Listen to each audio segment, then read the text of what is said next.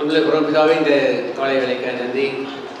உங்களுடைய உயிர்த்தெழுந்த நாள் என்று நாம் மகிழ்ந்து கழிவுறுகிற நாளாக வைத்திருக்கிறேன். ஸ்தோத்திரம். உண்மையை ஆராதனை செய்யவும் உயிர்த்தெழுந்த கிறிஸ்துவோடு இணைந்து நாங்கள் எப்பொழுதும் வாழவும் அனுகிரகம் செய்தலும் இந்த வேளையிலே நாங்கள் கூடி வர வேண்டிய எல்லோரையும் ஆசீர்வித்து ஏற்ற வேளையிலே கூடி வரவும் ஆராதிக்கவும் ஒரு மனமாயும் ஆராதிக்கவும் உதவி செய்கிறாங்க. யாவருடைய கருத்திலே அர்ப்பணிக்கிறோம், ஆசீர்வதியும் இயேசு நாமத்தில் ஜெபிக்கிறோம் பரலோக பிதாவே, ஆமென். ஹல்லேலூயா. முதலாவது பாடலாக பாடலின் 105 நாம் பாடுவோம். பாடலின் 105. மகிமை மாட்சிமை நிறைந்த நம்முடைய ஆண்டவரை இருதயத்தின் ஆழத்திலிருந்து மகிழ்வுடன் அவரை தொழுது கொண்டு ஆண்டவரை உயர்த்தி இந்த பாடலை கரங்களை தட்டி இந்த பாடலை பாடுவோம்.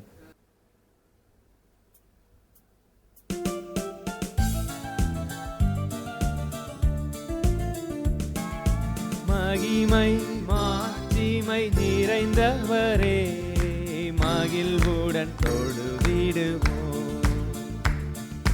மகிமை மாட்சிமை நிறைந்தவரே மகிழ்வுடன் தொழுதிடுவோம். பரிசுத்த தேவனாம் இயேசுவை பணிந்தே தொழுகுவோம். தேவனாம் இயேசுவை பணிந்தே தொழுதிடுவோம். மகிமை மாட்சிமை நிறைந்தவரே மகிழ்வுடன் தொழுதிடுவோம். உன்னத தேவன் நீரே ஞானம் நிறைந்தவரே.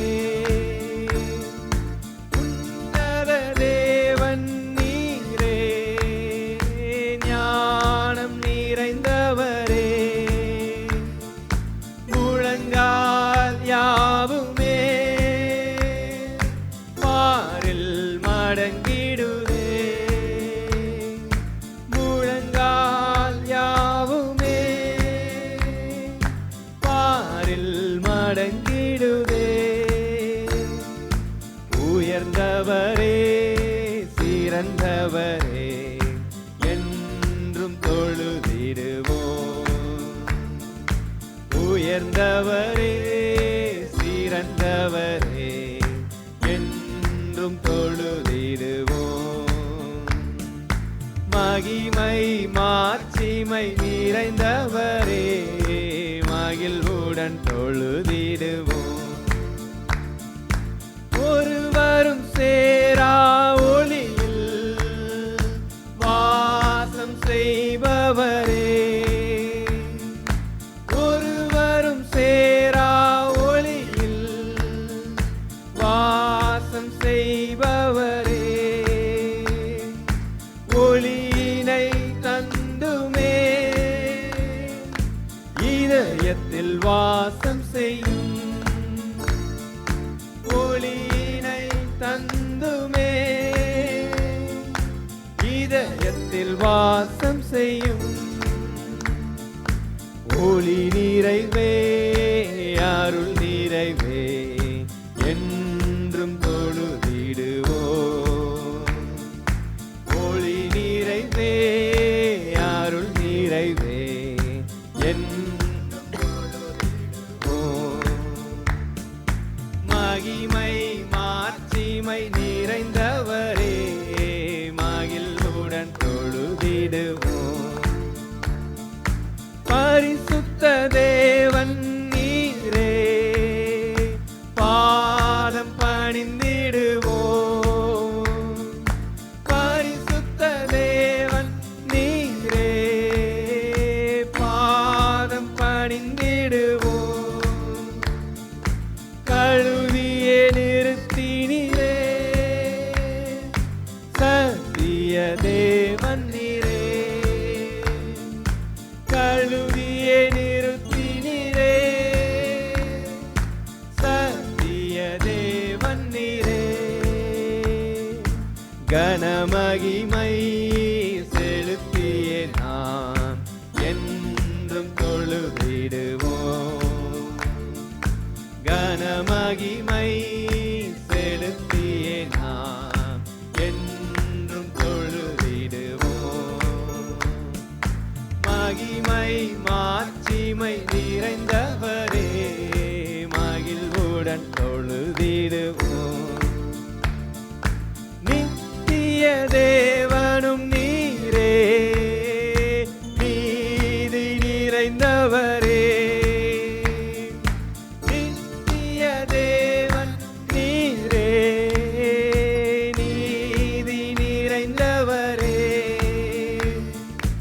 அடைக்கலமானவரே, அன்பு நிறைந்தவரே,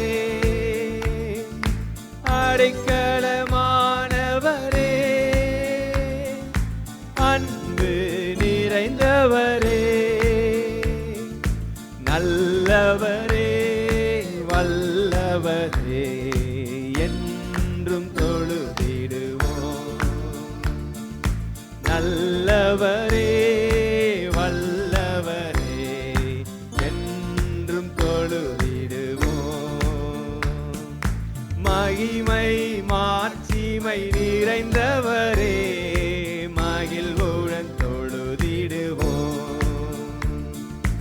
மகிமை மாட்சிமை நிறைந்தவரே, மகிழ்வுடன் தொழுதிடுவோம். பரிசுத்த தேவனாம் இயேசுவை பணிந்தே தொழுதிடுவோம். பரிசுத்த தேவனாம் இயேசுவை பணிந்தே தொழுதிடுவோம். மகிமை மாட்சிமை நிறைந்தவரே, மகிழ்வுடன் தொழுதிடுவோம். அல்லேலூயா. நாம் அடுத்ததாக பாடலின் 296 நாம் பாடுவோம். பாடலின் 296. மரித்து நமக்காக சிலுவையில் ரத்தம் சிந்தி மரித்த ஆண்டவர் 3ஆம் நாள் உயிர் தெரிந்து நமக்காகவே அவர் நமக்காக இந்த பூமியில் வந்து நமக்காக மரித்தவர் 3ஆம் நாள் உயிர் தெழுந்த அந்த ஆண்டவர் நமக்கு சொந்தமானார் என்பது எவ்வளோ பெரிய மேன்மை, எவ்வளோ பெரிய பாக்கியம் என்பதை உணர்ந்து உயிர் தெழுந்த ஆண்டவரை மகிமைப்படுத்தி இந்த பாடலை பாடுவோம். உயிர் தெழுந்தாரே அல்லேலூயா, ஜெய் தெழுந்தாரே.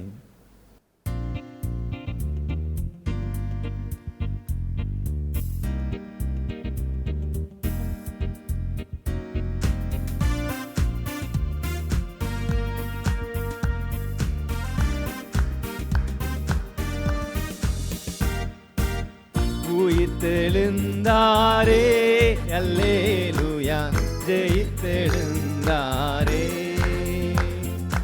உயிருடன் எழுந்த மீட்பரேசன் சொந்தமானாரே. உயிருடன் எழுந்த மீட்பரேசன் சொந்தமானாரே. உயிர்த்தெழுந்தாரே, கல்லறை திறந்திடவே, கடும் சேவகர் பயந்திடவே, கல்லறை திறந்திடவே, கடும் சேவகர் பயந்திடவே, வல்லவர் இயேசு உயிர்த்தெழுந்தாரே, வல்ல பிதாவின் செயலிதுவே, வல்லவர் இயேசு உயிர்த்தெழுந்தாரே, வல்ல பிதாவின் செயலிதுவே, உயிர்த்தெழுந்தாரே, அல்லேலூயா, ஜெயித்தெழுந்தாரே, உயிருடன் எழுந்த மீட்பரே சொந்தமானாரே, உயிருடன் எழுந்த மீட்பரே சொந்தமானாரே, உயிர்த்தெழுந்தாரே, மரித்தவர் மத்தியிலே ஜீவதேவனை தேடுவாரோ, மரித்தவர் மத்தியிலே ஜீவதேவனை தேடுவாரோ, நீதியின் அதிபதி உயிர்த்தெழுந்தாரே, நித்திய நம்பிக்கை பெருகிடுதே, நீதியின் அதிபதி உயிர்த்தெழுந்தாரே, நித்திய நம்பிக்கை பெருகிடுதே, உயிர்த்தெழுந்தாரே, அல்லேலூயா, ஜெயித்தெழுந்தாரே, உயிருடன் எழுந்த மீட்பரே சொந்தமானாரே, உயிர்த்தெழுந்தாரே, எம்மாவு சீஷர்களின் எல்லா மன இருள் நீக்கினாரே,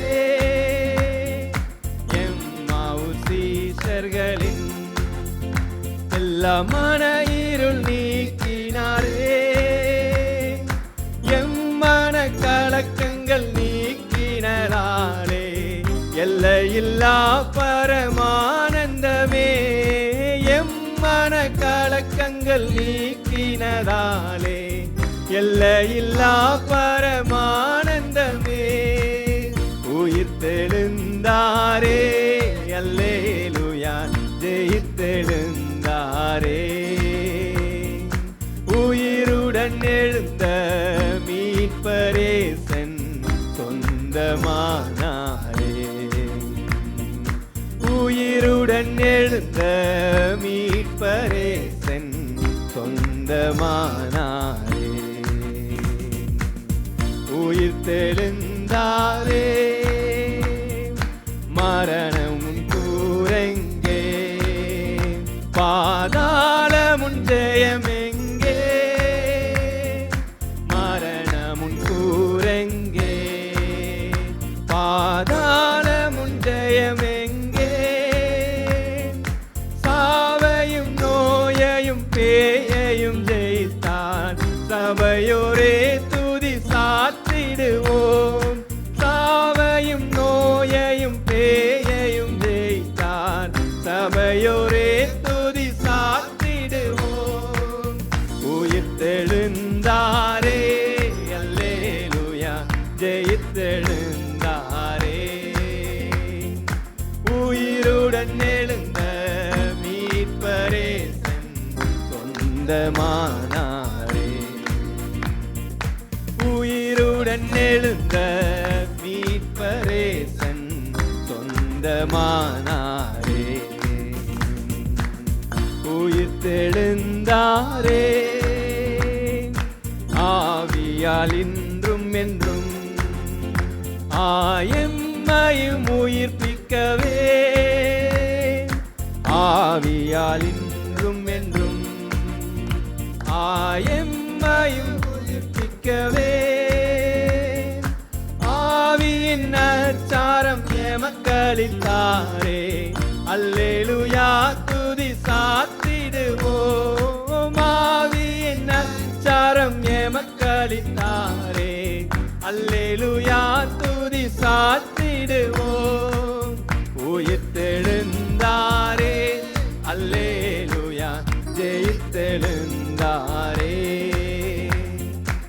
உயிருடன் எழுந்த மீட்பரேசன் சொந்தமானாரே. உயிருடன் எழுந்த மீட்பரேசன் சொந்தமானாரே. பரிசுத்தமாக்குதலை பயத்தோடென்றும் காத்து கொள்வோம். பரிசுத்தமாக்குதலை பயத்தோடென்றும் காத்து கொள்வோம்.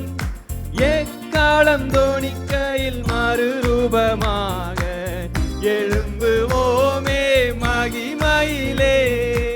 எக்காலம் தோணிக்கையில் மறுரூபமாக எழும்புவோமே மகிமையிலே. உயிர்த்தெழுந்தாரே, அல்லேலூயா ஜெயித்தெழுந்தாரே. உயிருடன் எழுந்த மீட்பரேசன் சொந்தமானாரே. உயிருடன் எழுந்த மீட்பரேசன் சொந்தமானாரே. உயிர்த்தெழுந்தாரே. அல்லேலூயா. கடைசியாக பாடலின் 313 நாம் பாடுவோம். பாடலின் 313. அவருடைய மனவாட்டியாய் இந்த பூமியில் நாம் வாழ்கிறேன். நமக்கோ நம்முடைய ஏக்கமெல்லாம் என் இன்ப இயேசு ராஜாவை நான் பார்த்தால் போதும். அந்த நீதிமான்களின் உயிர்த்தெழுதலில் நம்மளும் பங்கெடுத்து நாம் போய் இன்ப இயேசுவை நாம் பார்க்கக்கூடிய அந்த தருணம், அதுதான் நம்முடைய ஏக்கமாக இருக்கிறது, ஒரு மனவாட்டியின் ஏக்கம். அப்படிப்பட்ட வரிகளை உணர்ந்தவர்களாய் அன்போடு இயேசு கிறிஸ்து மேலே வைத்திருக்கிற அன்பை எண்ணி, அவர் நம் மீது வைத்த என் அன்பை எண்ணி இந்த பாடலை பாடுவோம்.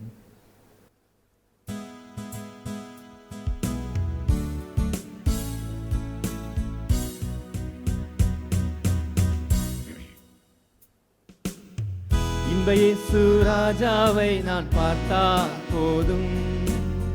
மகிமையில் அவரோடு நான் வாழ்ந்தால் போதும். இன்ப இயேசு ராஜாவை நான் பார்த்தால் போதும். மகிமையில் அவரோடு நான் வாழ்ந்தால் போதும். நித்தியமா மோட்ச வீட்டில் சேர்ந்தால் போதும். நித்தியமா மோட்ச வீட்டில் சேர்ந்தால் போதும். பரிசுத்தர் கூட்டத்தில் நான் மகிழ்ந்தால் போதும். பரிசுத்தர் கூட்டத்தில் நான் மகிழ்ந்தால் போதும். இன்ப இயேசு ராஜாவை நான் பார்த்தால் போதும். மகிமையில் அவரோடு நான் வாழ்ந்தால் போதும். இயேசுவின் இரத்தத்தாலே மீட்கப்பட்டு வசனமாம் வேலியாலே காக்கப்பட்டு. இயேசுவின் இரத்தத்தாலே மீட்கப்பட்டு வசனமாம் வேலியாலே காக்கப்பட்டு. கரை திரையற்ற பரிசுத்தரோடு, கரை திரையற்ற பரிசுத்தரோடு ஏழையான் பொன் வீதியில் உலாவிடுவே. ஏழையான் பொன் வீதியில் உலாவிடுவே. இன்ப இயேசு ராஜாவை நான் பார்த்தால் போதும். மகிமையில் அவரோடு நான் வாழ்ந்தால் போதும். தூதர்கள் வீணைகளை மீட்டும் போது, நிறைவான ஜெய கோஷம் முழங்கும் போது. தூதர்கள் வீணைகளை மீட்டும் போது, நிறைவான ஜெய கோஷம் முழங்கும் போது. அல்லேலூயா கீதம் பாடிக்கொண்டே, அல்லேலூயா கீதம் பாடிக்கொண்டே அன்பராம் இயேசுவோடு அகமகிழ்வே. அன்பராம் இயேசுவோடு அகமகிழ்வே. இன்ப இயேசு ராஜாவை நான் பார்த்தால் போதும். மகிமையில் அவரோடு நான் வாழ்ந்தால் போதும். முற்றிடம் சூட்டப்பட்ட தலையை பார்த்தேன், பொற்கிரீடம் சூட்டி நானும் புகழ்ந்திடுவேன். முற்றிடம் சூட்டப்பட்ட தலையை பார்த்தேன், பொற்கிரீடம் சூட்டி நானும் புகழ்ந்திடுவேன். வாரினால் அடிப்பட்ட முதுகை பார்ப்பேன், வாரினால் அடிப்பட்ட முதுகை பார்ப்பேன். ஒவ்வொரு காயங்களாய் முத்தம் செய்வேன், ஒவ்வொரு காயங்களாய் முத்தம் செய்வேன். இன்ப இயேசு ராஜாவை நான் பார்த்தால் போதும். மகிமையில் அவரோடு நான் வாழ்ந்தால் போதும். என்னுள்ளம் நன்றியால் நிறைந்திடுதே, எந்தனின் பாக்கிய வீட்டை நினைக்கையிலே. என்னுள்ளம் நன்றியால் நிறைந்திடுதே, எந்தனின் பாக்கிய வீட்டை நினைக்கையிலே. அல்லேலூயா ஆமென், அல்லேலூயா, அல்லேலூயா ஆமென், அல்லேலூயா. வர்ணிக்க எந்த நாவு போதாதையா, வர்ணிக்க எந்த நாவு போதாதையா. இன்ப இயேசு ராஜாவை நான் பார்த்தால் போதும். மகிமையில் அவரோடு நான் வாழ்ந்தால் போதும். ஆஹா எக்காலம் என்று முழங்கிடுமோ, ஏழை என் நாவல் என்று தீந்திடுமோ. ஆஹா எக்காலம் என்று முழங்கிடுமோ, ஏழை என் நாவல் என்று தீந்திடுமோ. அப்பா என் கண்ணீர் என்று துடைக்கிறாரோ, அப்பா என் கண்ணீர் என்று துடைக்கிறாரோ. அவளாய் எங்கிடுதே எனதுள்ளம், அவளாய் எங்கிடுதே எனதுள்ளம். இன்ப இயேசு ராஜாவை நான் பார்த்தால் போதும். மகிமையில் அவரோடு நான் வாழ்ந்தால் போதும். இன்ப இயேசு ராஜாவை நான் பார்த்தால் போதும்.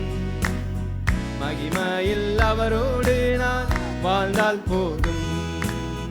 நித்தியமா மோட்ச வீட்டில் சேர்ந்தால் போதும், நித்தியமா மோட்ச வீட்டில் சேர்ந்தால் போதும். பரிசுத்தர் கூட்டத்தில் நான் மகிழ்ந்தால் போதும், பரிசுத்தர் கூட்டத்தில் நான் மகிழ்ந்தால் போதும். இன்ப இயேசு ராஜாவை நான் பார்த்தால் போதும். மகிமையில் அவரோடு நான் வாழ்ந்தால் போதும். இன்ப இயேசு ராஜாவை நான் பார்த்தால் போதும். மகிமையில் அவரோடு நான் வாழ்ந்தால் போதும். அல்லேலூயா.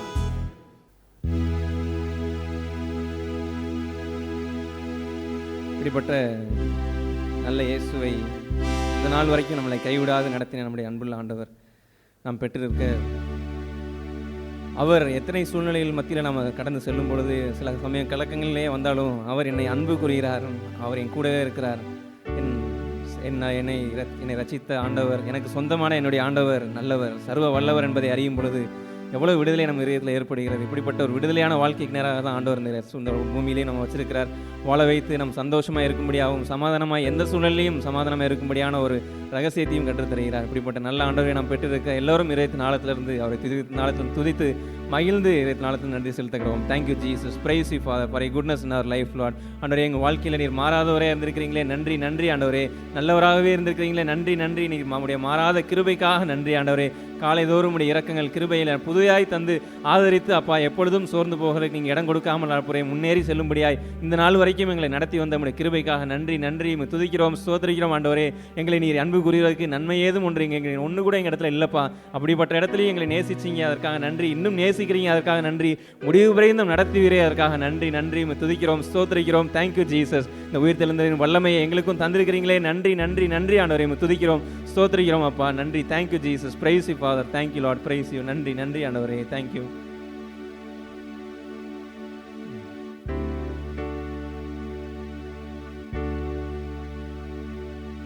நன்மை ஏதும் ஒன்றும் நம்மில் இல்லையே என்ற போதும் நம்மை நேசித்தாரே.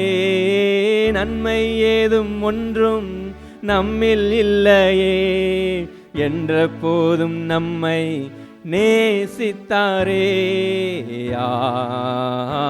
அந்த அன்பில் மகிழ்வோம், அன்பரின் பாதம் பணிவோம். அந்த அன்பில் மகிழ்வோம், அன்பரின் பாதம் பணிவோம்.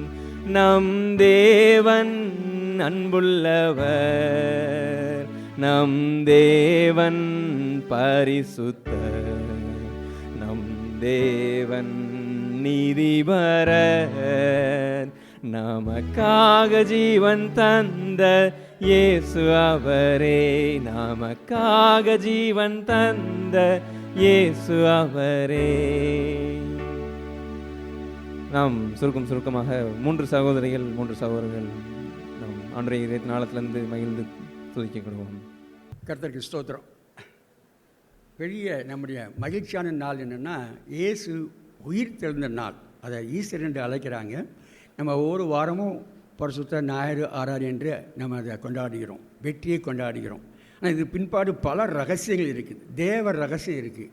மனுஷனை படைப்பதற்கு முன்னதாகவே தேவன் மனதிலே வைத்திருந்த பிதா குமாரன் பரிசுத்த ஆவியானவர் வைத்திருந்த பரலோக திட்டம் அடங்கி இருக்கிறது. அதை குறித்து பார்க்க ஆண்டவர் மனக்கண்களை திறக்கும்படியாக ஜெபிக்கலாம். பேசும் பேசு ஜெபம் செய்யும் போது ஆண்டவா பிரிய மானதே இப்போ காட்டும் செய்ய ஆயத்தமே. ஆண்டவா பிரிய மானதே இப்போ காட்டும் செய்ய நான் ஆயத்தம். ஆமீன். ஆண்டவர் எங்களோடு இடப்படுகிறாக. பரிசுத்த ஆவியானவர் நீர் கிரியை செய்ய முடியாது ஜெபிக்கிறோம். உள்ளும் புறமும் நன்றாக அறிந்தவர், தேவனுடைய மனதை அறிந்தவர், எல்லாவற்றையும் உடைய கண்களுக்கு தாவே 7 கண்கள் பூமிக்கு உலாவி என்று வாசிக்கிறோம். எல்லா கருத்தும் அறிந்த தேவனுடைய ஆவியானுக்கு முன்பாக ஒப்புக் கொடுக்கிறோம். மண் என்று ஒப்புக் கொடுக்கிறோம், வெறும் பாத்திரம் என்று ஒப்புக் கொடுக்கிறோம். நீ எதை பேச நினைக்கிறீரோ அதை நான் சொல்ல உதவி செய்யும், அதை மாத்திரம் சொல்ல உதவி செய்யும். மற்ற ஆவிக்குரிய எல்லா கிரியையும் நீ நடப்பிக்க முடியாமல் வேண்டி நிற்கிறோம். ஆசீர்வதியும். இயேசுவின் நாமத்தில் ஜெபிக்கிறோம் நல்ல பிதாவே. ஆமென் ஆமென். கர்த்தருக்கு ஸ்தோத்திரம். என்னை குறித்து அறிமுகம் தேவைன்னு நினைக்கிறேன். நான் இதுக்கு முந்தி வந்திருக்கிறேன். ஆனால் என் வாழ்க்கையில் நடந்த ஒரு சம்பவத்தை சொல்ல விரும்புகிறேன். செய்திக்கு முன்னதாக தேவன் இன்றைக்கும் செய்திக்கிறார். எலியாவின் தேவன், எலிசாவின் தேவன், நம்முடைய தேவன். இதை இந்த வாழ்க்கையில் அநேக முறை கண்டிருக்கிறோம். ஒரு சம்பவத்தை சொன்னால் உங்களுக்கு புரியும், கற்பனை மாதிரி தெரியும். ஏன்னா நான் பீகாரில் 30 வருஷம் ஊழியம் செய்யும்பொழுது 10 வருஷம் கைமுறு மலை என்று சொல்லி பீகாரையும் யூபியும் இணைக்கிற ஒரு பெரிய மலை உண்டு. அந்த மலையில் பீகார் அந்த காலத்தை சொல்லுவாங்க, லல்லு யாதவ் இருக்கும்போது சொல்லுவாங்க, நித்திஷ் இப்போ இருக்கிறாரு, அது மிருகத்தனமான காட்டு மிராண்டி ஆட்சின்னு சொல்லுவாங்க. அது உண்மை ஓரளவுக்கு. ஆனால் இப்போ பெரிய மாற்றம் சுவிசேஷத்தில் ஆயிருக்கு. அதை நான் உங்களுக்கு கண்முன்னா கொண்டு வரேன். கொஞ்சம் நீங்கள் புரியுறது கஷ்டம், ஆனால் இதுதான் நடந்த காரியம். நான் இருந்தது ஒரு மலைப்பகுதின்னா பெரிய மலை ஏறணும். நான் இப்போ வாலிப நாட்களில் மலையெல்லாம் ஏறுவோம், கல் மேலே கல்லை வச்சு ஏறுவோம். பாதை கிடையாது. மலைக்கு மேலே கொள்ளைகளுக்காக எல்லாம் தெரியும். அந்த கொள்ளையின் பேர் என்னென்னா மோகன் சிங்கும்பாங்க, மோகன் ராஜாம்பாங்க. அவனுடைய பேரை சொல்லக்கூடாது. கீழே எல்லா இடத்துலையும் சொல்லுவாங்க. அவனுக்கு எல்லா இடத்துலையும் காது கிடக்கும். யாராவது அவனுக்கு தப்பாக பேசிட்டா தலை போயிடும் அப்படின்னு சொல்லி எங்களுக்கு அப்படித்தான் நாங்கள் பயந்துட்டு தான் அங்கே இருந்தோம் அந்த இடத்துல. அப்போது அந்த இடத்துல எப்படியாவது ஊழியம் சொல்லி ஆண்டவர் பாரப்படுத்தினாலும் மலைக்கு மேலே பல கிராமங்கள் நீங்கள் கற்பனோட பண்ணி பார்க்க முடியாது. மலைக்கு போனவங்களுக்கு தெரியும். மலையில் பாதை கிடையாது, கல்மலை ஏறி காட்டு வழியாக போகணும். அங்கே போனால் நதிகளை கடந்து, கடலை கடந்து, மலைகளை கடந்து, கல்லுகளை கடந்து, காட்டு மிருகங்களை கடந்து பல கிராமங்கள் அங்கங்கே சிதறி இருக்கும். அந்த உராவன் என்று சொல்கிற ஆதிவாசி மக்கள், பழங்குடி மக்கள் இருக்கிறாங்க. அவங்க சந்திக்க முடியாது தேவ அன்பு ஏவனால உயிரையும் பயணம் வைத்து போகிறவங்க தான் மிஷினரிகள். மிஷினரிகள் வாழ்க்கை வந்து சாதாரண வாழ்க்கை கிடையாது. அநேக நம்ம கேள்விப்பட்டிருக்கோம். தோமா வந்து இறந்தார், நமக்கு தெரியும். சவுத்தில் எத்தனையோ பேரை பார்த்துருக்குறோம். அதான் இன்றைக்கும் ஆண்டவர் ஊழியக்காலை எழுப்பி கொண்டிருக்கிறார். ஆகவே தான் சுவிசேஷம் இன்றைக்கு நிற்கிறது. அப்போ அங்கே இருக்கும்போது ஒரு காரியம், அந்த நாங்கள் போகிறதுக்கு பெரிய ஒரு 45 கிலோமீட்டர் போகணும்னா ஒரே பஸ்ஸு காலையில் போகும், சாயந்தரம் அங்கே வரும். காட்டு பகுதி, ஆனாலும் அது பஸ் அதிகமாக போகிறது கிடையாது. நாங்கள் ஒரு ட்ரெயின் போகும். இதெல்லாம் அங்குள்ள மக்களுக்கு நான் 20 நாளைக்கு நான் பிரசவம் பண்ணியிருக்கேன். இதே சாட்சி அங்கே சொல்லியிருக்கிறேன் பீகாரில். அவங்களுக்கு புரியும். ஒரு ரயில்வே லைன் போகும், ப்ரைவேட் லைன், டால்மியா கம்பெனியுடைய லைன். அதை மூடிட்டாங்க. கம்பெனி முன்னால எல்லோரும் நினச்சிட்டா அங்கங்கே இரும்பு பாலத்தை கலட்டி விற்க ஆரம்பிச்சிட்டாங்க. காட்டு பகுதியில் வந்து ஒரு பெரிய கும்பல், அது மலைக்கு மேலே இருக்கிற கொள்ளை கும்பலையோ பல கும்பலில் ஒரு கும்பல் வந்து அதை என்ன செஞ்சிடான்னா நட்டு போட்டு கழட்டி இருக்கிறாங்க. ஃபேக்ட்ரி மாதிரி தான். நாங்கள் என்ன செய்கிறோம், கிராமத்துக்கு ஊழித்து போயிட்டு நைட்டு 10 மணி ஆச்சு. எங்கள் ஊருக்கு வரணும்னா 10 கிலோமீட்டர் நடந்து வரணும். காட்டுக்குள்ளே விஷப்பூச்சி, பாம்பு, புலியோட உண்டு. ஒரு புலி சத்தத்தை நான் பார்த்துருக்குறேன். ஆகவே இதெல்லாம் அவங்க கற்பனைக்கு எப்படி கொண்டு வருதுன்னு தெரியாது.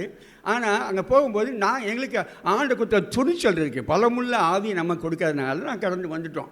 போக போக போக இருட்டு. அப்போது சந்தேகம்தான், ஏதாவது வழி எதுவும் நடக்கும், எதுவும் எப்பொழுதும் நடக்கும்.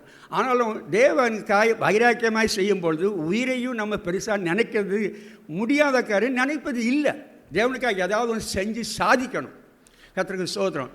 போகும்பொழுது கொஞ்சம் தூரம் போனவுடனே சத்தம் கேட்குது, டங்கு டங்கு சத்தம் கேட்குது. என்னமோ செய்கிறாங்க. நாங்கள் புரிஞ்சுக்கிட்டோம், எங்களுக்கு அந்த பழக்கம் ஏதோ நடக்குது. என் கூட ஒரு 100 பிள்ளைகளுக்குரிய மலை பிள்ளைக்குரிய வேர்டூஷன் மூலமாக 100 பிள்ளைகளுக்குரிய ஹாஸ்டல் எங்கள் கூட இருந்துச்சு. அதில் 5 பிள்ளைகளை கூட்டு போயிருந்தோம். அதோட மாத்திரமில்லை 2-3 ஊழியக்காரங்க கூட இருந்தாங்க. நாங்கள்லாம் கிராமத்தில் ஊழியம் செஞ்சுட்டு அவங்க சொன்னாங்க, கிராமத்துக்காரங்க நைட்டில் போக வேண்டாம்னு சொல்லி. ஆனாலும் துணிஞ்சு நான் கிளம்பிட்டோம், எப்படியும் போயிடுவோம் அப்படின்னு சொல்லி. போக போக அங்கே வந்தோடனே பக்கத்தில் வர எல்லோரும் சொன்னாங்க, அண்ணே நீங்கள் நம்ம ஏதோ நடக்குது, நீங்கள் முன்னத்தை போங்க. லீடர் தான் முன்னத்தை தள்ளுவாங்க. எப்போயுமே லீடருக்கு தான் பெரிய பொறுப்பு. தலைப்பான லீடர் தான் முதல்ல போகணும். அப்போ முன்னத்தை தள்ளி முன்னத்தை தங்கிட்டாங்க. நான் வர தெரிஞ்ச போது நடந்த சம்பவம்னா ஒரு சீரியல் மாதிரி தான், அந்த சினிமா மாதிரி இருக்கும். ரயில்வே ஒரு பெரிய அந்த தண்டபாலத்தை என்ன செஞ்சால் 5 பேர் சேர்ந்து தூக்கி ஃபேக்ட்ரியில் வேலை செய்கிற மாதிரி தான் அது தூக்கி என்ன செஞ்சோட அரைச்சிட்டாங்க. ஒத்தடி பாதை வச்சுட்டாங்க. நாங்கள் போக முடியாது. அங்கே போனால் நாங்கள் நின்றுட்டோம். நின்று ஒன்று ஒருத்தங்க கேட்குறாங்க, முகமுடி போட்டிருக்கிறாங்க. இங்கே 2 பேர் 3 பேர் வேலை செய்கிறாங்க, கலட்டுறாங்க. 2 பேர் பாடி கார்டு, அடுத்து வேலை செய்கிறாங்க பாடி கார்டு. சிஸ்டமேட்டிக்காக இருக்கும். நக்சலி கொள்ளைக்காரங்களோ நக்சலியோ நாங்கள் பார்த்த அளவுக்கு எல்லாம் சிஸ்டமேட்டிக்காக தான் இருக்கும். அப்போது என்ன செய்யறோம்னா பாதுகாப்புக்கு அவங்க வேலை செய்கிறதுக்கு இவங்க அப்படி இருக்கிறாங்க. நாங்கள் வந்த உடனே ரோடை பிளாக் பண்ணிட்டாங்க. நாங்கள் என்ன செஞ்சிட்டோம், நின்றுட்டோம். அவன் கேள்வி கேட்பான். பீகாரில் எங்கே போனாலும் ஆரம்பத்தில் தான் கேள்வி, அவன் பேர் என்ன ஜாதி, எந்த ஊர்லேருந்து வர்ற. அவன் வெளியாள்னா புரிஞ்சுதானா கொஞ்சம் மிரட்டுவாங்க. என்ன நம்ம சொல்லித்தான் ஆகணும். நீங்கள் யாரும் கேட்க முடியாது. ஒன்றுங்க அது சூழ்நிலை வேறு.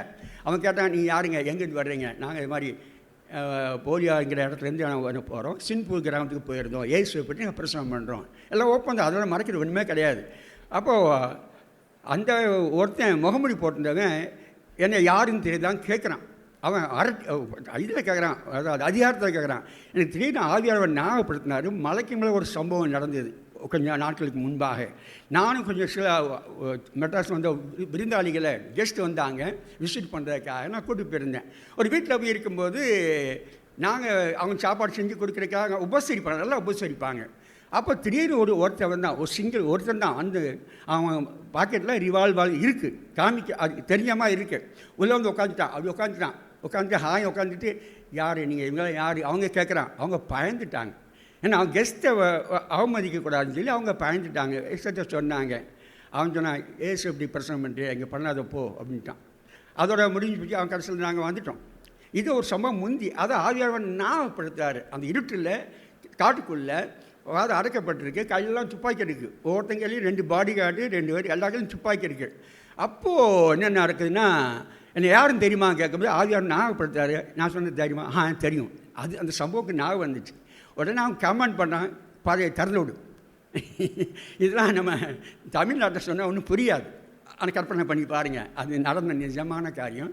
திறந்து விடுஞ்சோன்னா நாங்கள் கடந்து வர்றோம், வேலை செய்கிறவங்கெல்லாம் பயந்து நிற்கிறாங்க. ஏன்னா அவங்களுக்கு இந்த ராத்திரியில் எமதாங்க வருவான், யார் வருவான், நம்மளோட பெரிய ஆளா, கையை துப்பாக்கி கிடையாது நம்ம கையில். ஆனால் அவங்களுக்கு தெரியாது, ஏசுன்னு வல்லமே தெரியாது. போக வர வர வர 3-4 இதாக கூட்டமாக நிற்கிறாங்க. கடந்து வந்துட்டோம். வந்த போய் பார்த்தா பிள்ளைங்க சொல்கிறாங்க, மலையில் உள்ள பிள்ளைங்க, அங்கிள் இவங்கெல்லாம் மலைக்கு வருவாங்க, வந்து வீட்டுக்குள்ள வந்துட்டு கோழிக்கிடி அடித்து கொடுப்பாங்க. அப்படி பயந்த ஒரு நிலைமையில் கிராமத்துக்கான வச்சுருந்தாங்க. வந்த பிற்பாடு அந்த சூழ்நிலையில் ஆண்டவர் என்ன செய்கிறாருன்னா பயத்தை நீக்க போகிறார். ஏன்னா எலிசா பற்றி உங்களுக்கு நல்லா தெரியும், நமக்கு 2 கண்கள் இருக்குது. பூமிக்குரிய கண்ணையும் பார்க்க முடியும், பரலோகத்தையும் பார்க்கக்கூடிய ஆவுக்குரிய கண்கள் இருக்குது. எலிசா ஒரு தங்கியிருக்கும் போது சிரியா படையை அனுப்பி பிடிக்க அனுப்புகிறான். உடனே எலிசாவுடைய வேலைக்காரன் காலையில் பார்க்குறான், சுற்றி ஒரே கூட்டமாக இருக்குது, சிரியா படைகள் இருக்குது. அப்போ அவங்க என்ன சொல்கிறாங்க, எஜமானியாக நம்ம இறந்து செத்தோம் அப்படிங்கிறான். அவன் சொல்கிறான், என்ன எல்லாம் சுற்றி சேனையை சூழ்ந்துட்டு நம்ம தப்பிக்க முடியாது 2 பேர். அவன் சொல்கிறான் ஒரு வார்த்தை, ஆண்டவரை இவன் கண்களை திறந்துடலும். ஹல்லேலூயா. கண்கள் திறக்கப்பட்ட விசுவாசியாய் வாழ நாட்களில் ஆவியானவர் கிரியை செய்யப்படி அண்ணா பாரத்தோடு ஜெபித்து இருக்கின்ற. ஹல்லேலூயா. கண்கள் திறக்கப்பட்ட பூமிக்குரிய வாழ்க்கைக்காக பூமிக்குரிய தரிசனத்தோடு வாழ மாட்டோம், பூமிக்குரிய காட்சி மட்டும் பார்க்க மாட்டோம். எலிசாயை போல 2 காரியத்தையும் பார்ப்போம். ஒரு உதாரணம் சொன்னோம்னா, மீனுக்கு 2 பாறையும் பார்க்க முடியும். தண்ணிக்கு மேலேயும் பார்க்க முடியும், தண்ணிக்கு உள்ளேயும் பார்க்க முடியும். ஆவிக்கிற மனுஷன் ரட்சிக்கப்பட்டவன புது சிருஷ்டி, புது அற்புதமானவன். ஹல்லேலூயா. ஆகவே தான் அங்கே எலிசா கண்ணை திறக்கும் சொன்ன உடனே அவன் பார்க்குறான், சுற்றிலும் அக்னி மதமான ரதங்கள் இருப்பதை பார்க்குறான். தேவ தூதருடைய பாதுகாப்பு ஊழியக்காரனுக்கு உண்டு. ஹல்லேலூயா. நம்ம வெள்ளைக்காரனை காட்டி பயப்படுறோம், ஆனால் அவன் நம்மளை பார்த்து எல்லாம் ஒரு 20 பேர் இருப்பாங்க, பயந்து போய் எல்லாத்தையும் நிற்கிறத பார்த்தேன். இது என் வாழ்க்கையில் நடந்த ஒரு உண்மையான காரியம். தேவனுக்காக எதையும் செய்ய நம்ம கால் வைக்கும் பொழுது தேவன் சிவந்த சமுத்திரத்தை மாற்றமல்ல, எல்லா காரியத்திலையும் ஆண்டவனுக்கு வெற்றியாய் முடிக்கக்கூடிய தேவன். ஹல்லேலூயா. இது பழைய ஏற்பாட்டில் உள்ள காரியம். ஆனால் புதிய ஏற்பாட்டில் பார்த்தோம்னா அநேக விசித்திரமான ஆசீர்வாதங்கள் நம்ம பக்கத்தில் நமக்கு உள்ளே இருக்கிறாரு. ஆவியான மூலமாக உயிர்த்தெழுந்த வல்லமையை பற்றி நம்ம பார்க்க போகிறோம். அதெல்லாம் இருக்குது. கொஞ்சம் தியானிக்கும்படியாய் வேதத்தை திருப்பும்படியாக நான் வேண்டிக் கொள்கிறேன். திருப்பலாம். யோவான் 12:23. யோவான் 12:23.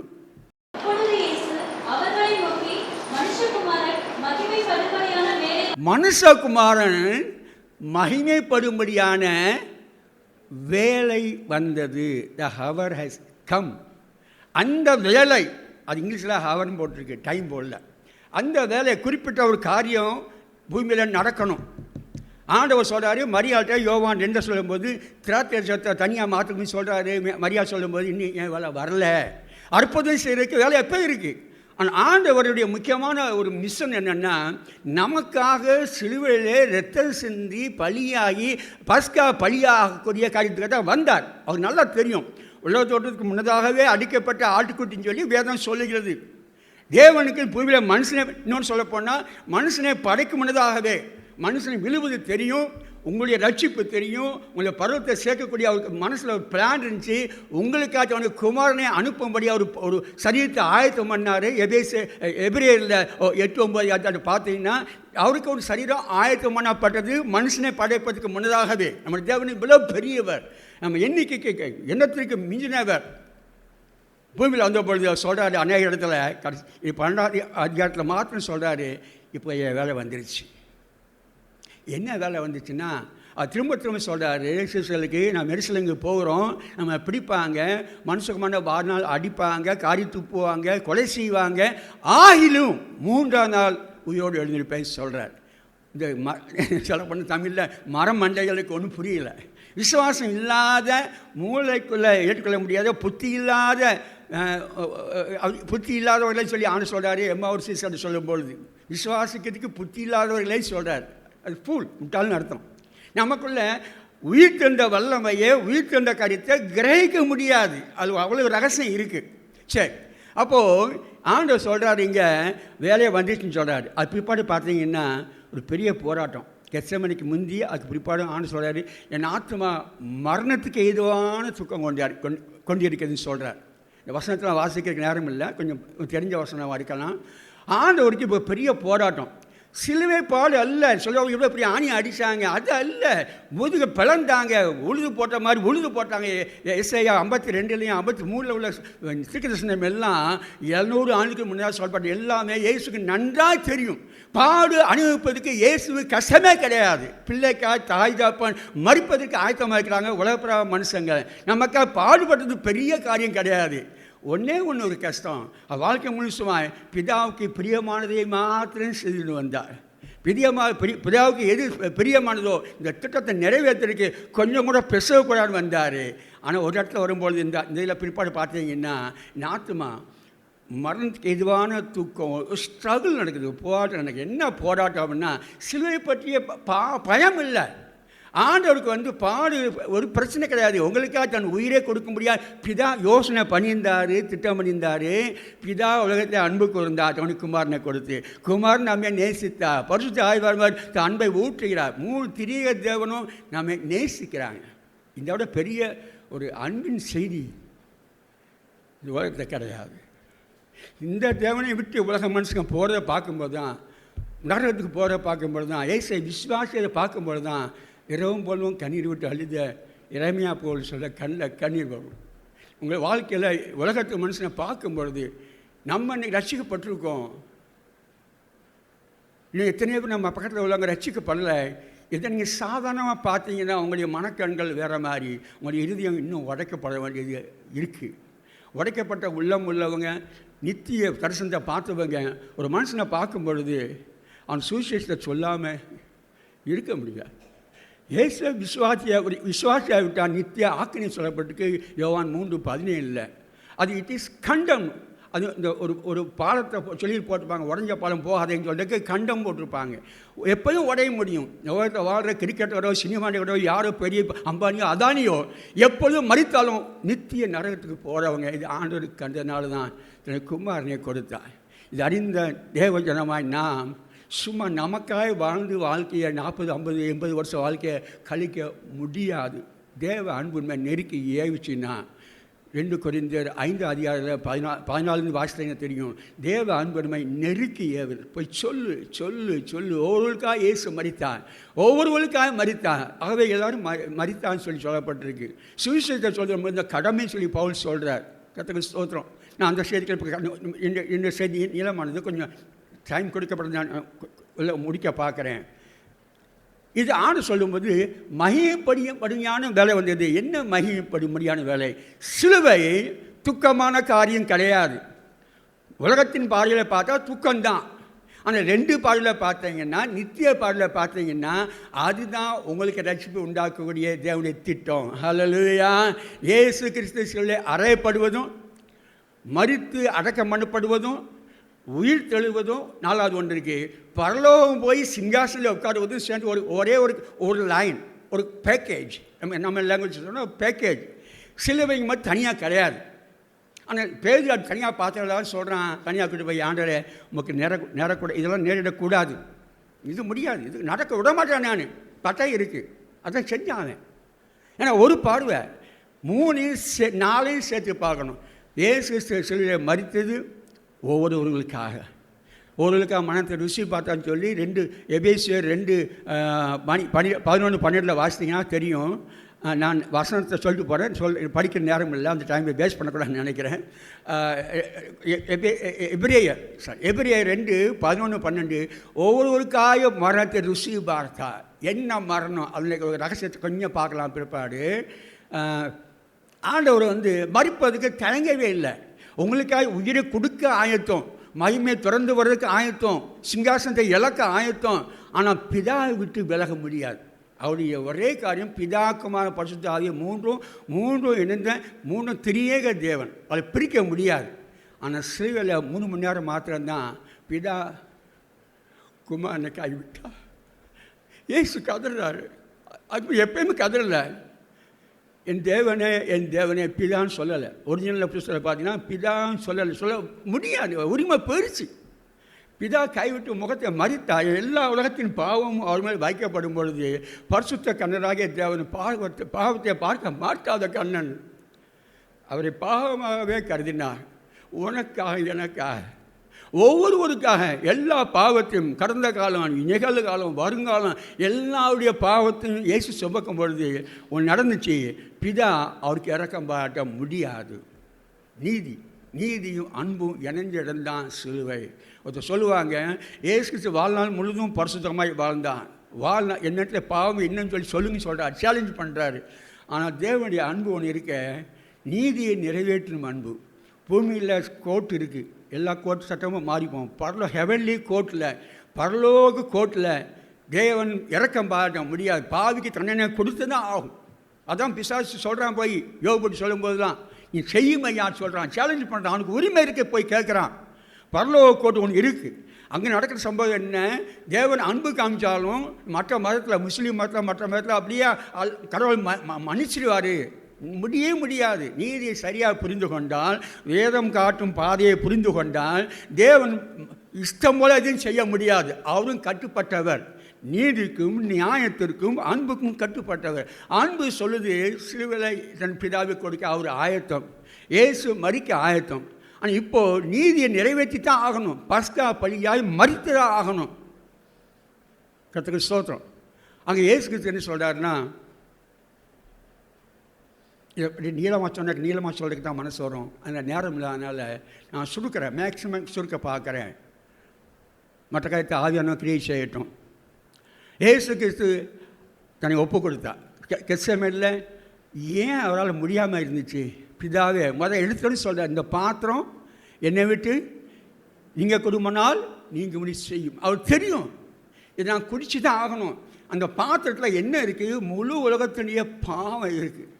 இந்த பாவத்தை தேவன் காணக்கூடாதவர், பரிசுத்த கண்ணர். ஆனால் குடிச்சோம்னா அந்த வேதனையை, நரகத்தின் வேதையை அனுபவிச்சு தான் ஆகணும் அவர். ஆயினும் உம்முடைய சித்தத்தை அப்படி சொல்லி ஒப்பு கொடுக்குறாரு. ஒப்பு கொடுத்தல் ஈஸியாக வராது. இன்றைக்கி நான் 2வது பகுதிக்கு போகும்போது நீங்கள் ஒப்பு கொடுக்க வேண்டிய சொல்ல வரும். ஒப்பு கொடுத்தல் ஈஸியாக வராது. மாம்சம் விடாது, மனுஷக்கு தன்மை விடாது. ஏசு சொல்கிறாரு, திரும்ப வந்து 3 தடவை வந்து சீசல் உறங்கிட்டு இருக்காங்க. இதான் நீங்கள் தியானிக்கலாம், ரொம்ப காய்ச்சல் தியானிக்கலாம். சீசலோட துணையை எதிர்பார்க்குறாங்க. எப்பா வந்து 1 மணி நேரமாக என்னோட வீட்டுக்கு கூடாதா கெஞ்சிறாரு. மனுஷன் அவ்வளோவா நேசத்தை தேவன் 3 சீசலை கூட்டி போகிறாரு. அவங்க தூங்கிட்டாங்க. மனுஷத்தில் ஏன்னா தரிசனம் அவங்களுக்கு அந்த காரியம் தெரியாது. குரு பக்கத்தில் தான் இருக்கார்.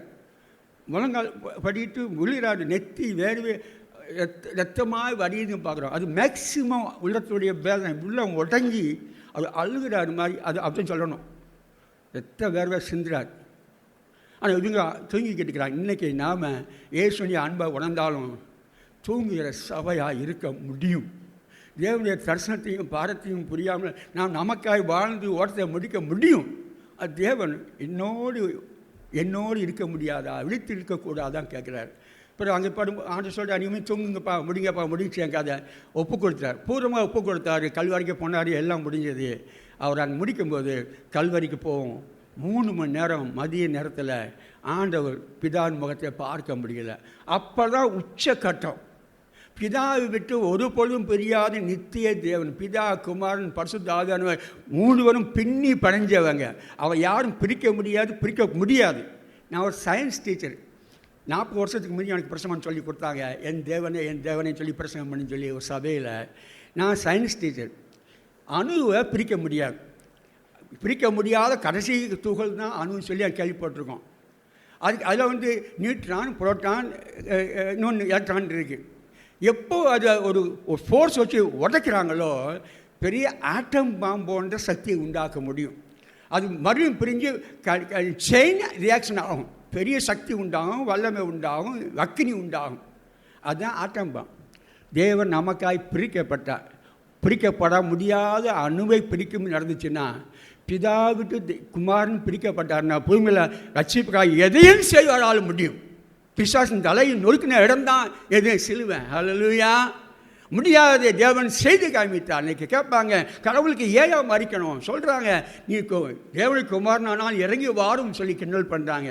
எல்லாவற்றையும் சகித்து கொண்டார். நீங்கள் நம்ம ஒரு காலத்தை சகித்து கொள்ள முடியல, ஒருத்தவங்க ஒன்று பேசுகிறான்னு சகித்து கொள்ள முடியல, மாமிசம் தொழுது பழி வாங்கணும், பொறாமப்படுறது, பல காரியங்கள் நமக்குலாம் வருது.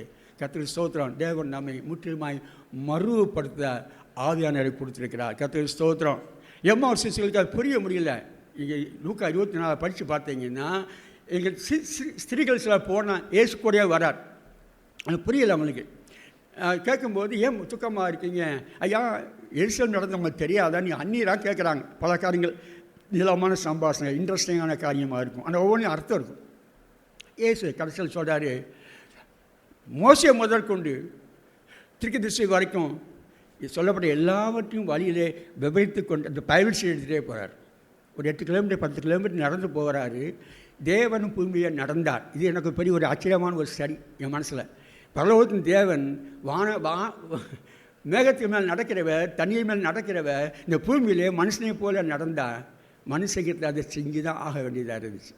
8 கிலோமீட்டர் நடந்து போனார். இவருக்கு மனசில் கவலையெல்லாம் இவங்க எப்படியாவது உயிர் தெரியல வல்லமையை புரிய வைக்கணும். ஆனால் அவங்களுக்கு கடைசியில் வரைக்கும் புரியலை. போய் சேர்ந்தாங்க கிராமத்தில். சேர்ந்த பிற்பாடு அது பழக்காரிங்க, ஏன்னா அழகாக நான் இதை சரி பண்ணுவேன், நான் டேஸ்ட் பண்ணுவேன், அது ருசித்து பார்ப்பேன் வேதாசனத்தை. இந்த ஆங்கிலில் பார்த்தீங்கன்னா அவங்களுக்கு நல்லா புரியும்.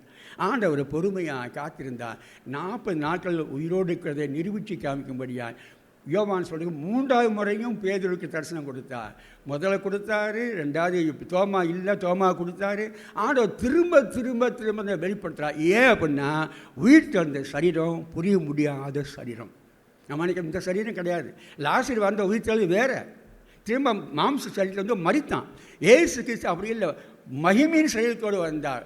பூட்டின ரூமுக்குள்ளே போனார். ஹல்லேலூயா. போக முடியும் அந்த சரீரம். அந்த சரீரத்தை நம்மளும் அடைய போகிறோம். கர்த்தருக்கு ஸ்தோத்திரம். அப்போ இங்கே பார்க்குறோம், ஆண்டவருடைய மரணம், உயிர் தெழுதல், பரமேறி போதல், பரலோகத்திலே அதிகாரத்தோடு சிங்காசனிலே உட்கார்ந்திருப்பது, இந்த 3ம் சேர்ந்து கம்ப்ரஸ் ஆனது தான் அந்த வாக்கியம் மகிமையும் படிம்படியான வேலை வந்தது. 17:1 வாசிக்கலாம். யோவான் 17:1. அங்கேயும் ஆண்டவர் சொல்கிறாரு, பிதாவுக்கு ஒரு கடைசி ஜெபம் பண்ணுறார். பிரதான ஆசிரியர் ஜெபம் சொல்லுவாங்க. அதில் நீ பாருங்கள், நீளமானது ஒரு வசனம் இருக்கும். பிதாவே சொல்லுங்க, வேலை வந்தது. அங்கே சொன்னார் மகிழ்ப்படும் வேலைன்னு சொன்னார். இங்கே வேலை முடிஞ்சிச்சு. நான் காலை வைக்க போனேன். அடுத்த ஸ்டெப்பில் காலை வச்சு நான் உள்ள என்னை பலியாட்டம் கொடுக்க போகிறேன். வேறு வழி இல்லை. அந்த வேலை வந்துச்சு. நீ உன்னுடைய குமாரனை மகிமைப்படுத்தும், உன்னுடைய குமாரனை மகிமைப்படுத்தும்படியாய் நீரகம் மகிமைப்படுத்தும். தேவனும் மகிமைப்படுத்தும் பொழுது துன்பம் இல்லாத மகிமை கிடையாது. இந்த கிறிஸ்தவத்தில் எத்தனை உபதேசம் போது கொஞ்சம் நமக்கு தெளிவு வேணும். தேவனுக்காய் நம் கிறிஸ்துவோடு பாடுபட்டால் அவரோடு கூட ஆளுகை செய்து தான் வேத பிரமாணம். ஏசு சிலுவைக்கு போகாமல் நம்ம ரட்சிப்பை கொடுக்கவே முடியாது. சரி, ஓகே, நம்ம இங்கே கடந்து போகிறோம். அடுத்து ஆண்டவரை பார்த்தோம்னா அங்கே 40 நாள் அதை முடித்த பிற்பாடு, பரமணி போன பிற்பாடு ஆண்டவர் பரிசுத்த ஆவியை ஊற்றினார். நம்ம தெரிஞ்ச காரியம். இப்போ பரிசுத்த ஆவி வந்தார். அப்போ இயேசு சொன்னார், நான் பிதாவுக்கு போகிறேன். நான் போகிறது யோவான் 14 இருக்குது. உங்களுக்கு பிரயோஜனமாக இருக்கும் தமிழில் சொல்லப்பட்டிருக்கு. என்ன பிரயோஜனம்? அதுதான் நம்ம நிகழ்காலத்தில் சபைக்குள்ளே ஆவியான அசைவாடுற காரியம். தனிப்பட்ட முறையில் உங்களுக்குள்ளேயே எனக்குள்ளே ஆவியான ஒன்று செஞ்சு கொண்டே இருக்கிறார். நமக்குள்ளே வாசம் செய்கிற ஆவியானவரை நாம் புரிந்து கொள்ளவில்லை. ஏசு பூமியில் வந்த பொழுது சரீரத்தில் சீசர்கள் புரிந்து கொள்ள முடியலை. இன்றைக்கி நம்ம அதே தப்பை தான் பண்ணுறோம். நமக்குள்ளே ஆவியானவர் வாசம் பண்ணுகிறார். ஆலயமாய் மாற்றும்படியாய் நம்ம பரிசுத்தமாக்கும்படியாய் சாங்டிஃபைக் பண்ணும்படியாக ஆவியானவர் ஒவ்வொரு நாளும் நம்மோடு போராடி கொண்டிருக்கிறார். அதுவும் சொல்லப்பட்டிருக்கு, நீங்கள் பெற்ற பரிசுத்த ஆவியை துக்கப்படுத்தாதீங்களே. எபேசியர் 5 வாசிக்கிறோம். நம்ம எத்தனை தடவை பாவத்தை அசட்டாக எண்ணுகிறோம், சுற்று சூழ்நிலை சரியாக உணராமல் இருக்கிறோம். நமக்குள்ளே கொஞ்சம் தங்கிட்டார் ஆவியானவர். அவர் பொறாத போல் உள்ள அமுங்கிக்கிட்டு இருக்கார். இது அமுங்கிக்கிட்டு இருக்கார். நம்ம துணிச்சலாக பாவம் செய்யும் பொழுது ஆவியானவர் பொறுக்க முடியாது. தேவன் பாவத்தை பார்க்க முடியாத கண்ணன்னு சொல்லி பார்த்தோம். பாவத்தோடு ஒரு வீட்டில் ஆவியானவர் தங்க முடியாது. தேவன் நம்மை விலை குறித்து கரையமாய் பெற்றுக்கொண்டார். இப்போ நம்ம சரீரம் ஆவி ஆத்மா நம்முடையது அல்ல. இந்த ஒரு சிந்தனை நமக்கு வேணும். இந்த முதல் அறிவு, நம்ம தேவனுடைய ப்ராப்பர்ட்டி. நாம் தேவனுடைய சொத்து. பழைய ஏற்பாடு சொல்லப்பட்டிருக்கு, இஸ்ரேல் மக்களை நீங்கள் சொந்த சம்பத்தாக இருப்பீங்க சொல்கிறார். ஆனால் புதிய ஏற்பாட்டில் ஆண்டவர் நம்ம தான் எல்லாத்தையும் பெரிய சொத்தாக நினைக்கிறார். இந்த சொத்தாகிய நம்ம அவர் இழந்து போக விரும்பலை. திரும்பவும் பாவம் செய்து துணிகரமாய் பாவம் செய்தான் யூதாஸ் கரித்து அவன் போன ஒரு இடத்துக்கு, நரகத்திற்கு. நாமளும் துணிகரமாய் செய்கிற பாவத்திற்கு போகவே ஆகியோர் தடுக்க முயற்சி பண்ணி கொண்டே இருக்கிறார். கர்த்தருக்கு ஸ்தோத்திரம். 2வது காரியத்தை பார்க்கலாம். இது பரிசுத்த ஆவியான இயேசு கிறிஸ்து உயிர்த்தெழுந்த காரியத்தை வந்து பார்த்தோம். அதில் இன்னும் பல காரியத்தை நான் மிஸ் பண்ணிட்டே போகிறேன், நான் ஸ்கிப் பண்ணிட்டு அப்புறம் கடந்து போய்கிட்டு இருக்கேன். 2வது காரியத்தை பாருங்கள், வாசிக்கலாம். எபேசியர் 1:19. எபேசியர் 1:19. மரித்தோரிலிருந்து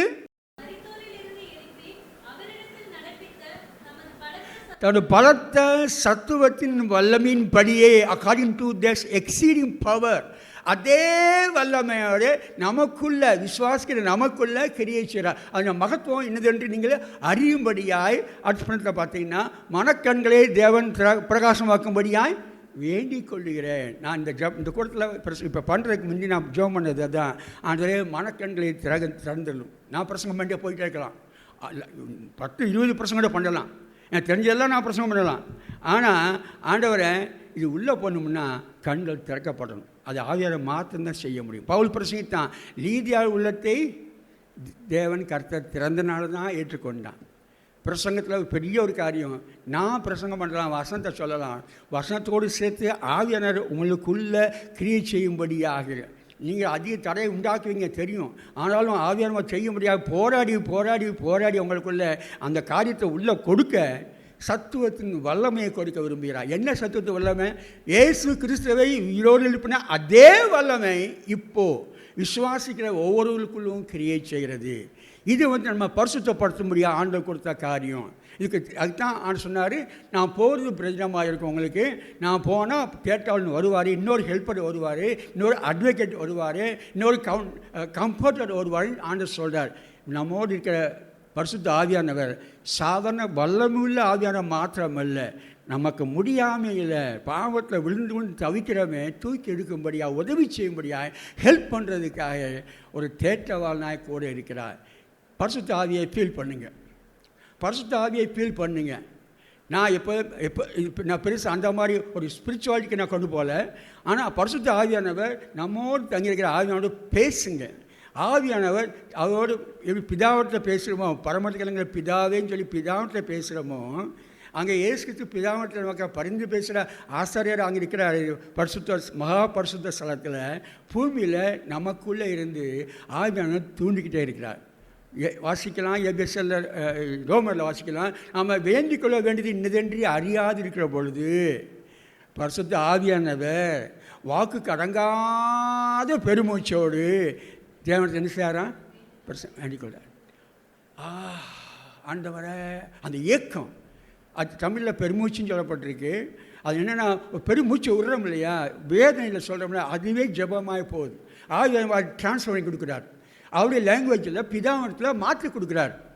அவருடைய ஆழத்தை பிதாவானவர்கிட்ட முன்பு ஆவியானவர் தேவ ரகசியங்களை ஆழங்களை அறிந்தவர் மாற்றி கொடுக்குறார். கொடுக்கும் பொழுது பிதா ஆழத்தை அறிகிறார். கண்ணீருள்ள ஜெபம், பெருமூச்சுள்ள ஜெபம், 100 வார்த்தையை பேசி நீளமாக பேசுகிற பரிசேர ஜெபத்தை விட வல்லமை உள்ளது. கண்ணீரோடு ஜெபிக்கிற ஜெபத்தை வாங்கிங்க.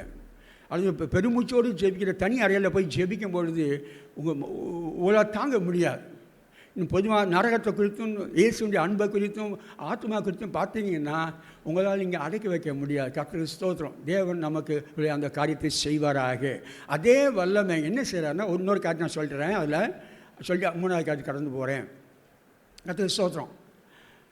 ரோமர் 8 வாசிக்கிறோம், கிறிஸ்துவை மரித்தொழுந்து எழுப்பினுடைய ஆவி உங்களில் வாசமாக இருந்தால் சாவுக்கு ஏதுவான உங்கள் சரீரத்தை வாசிங்க. 8:12 நினைக்கிறேன், ரோமர் 8:12 நினைக்கிறேன்.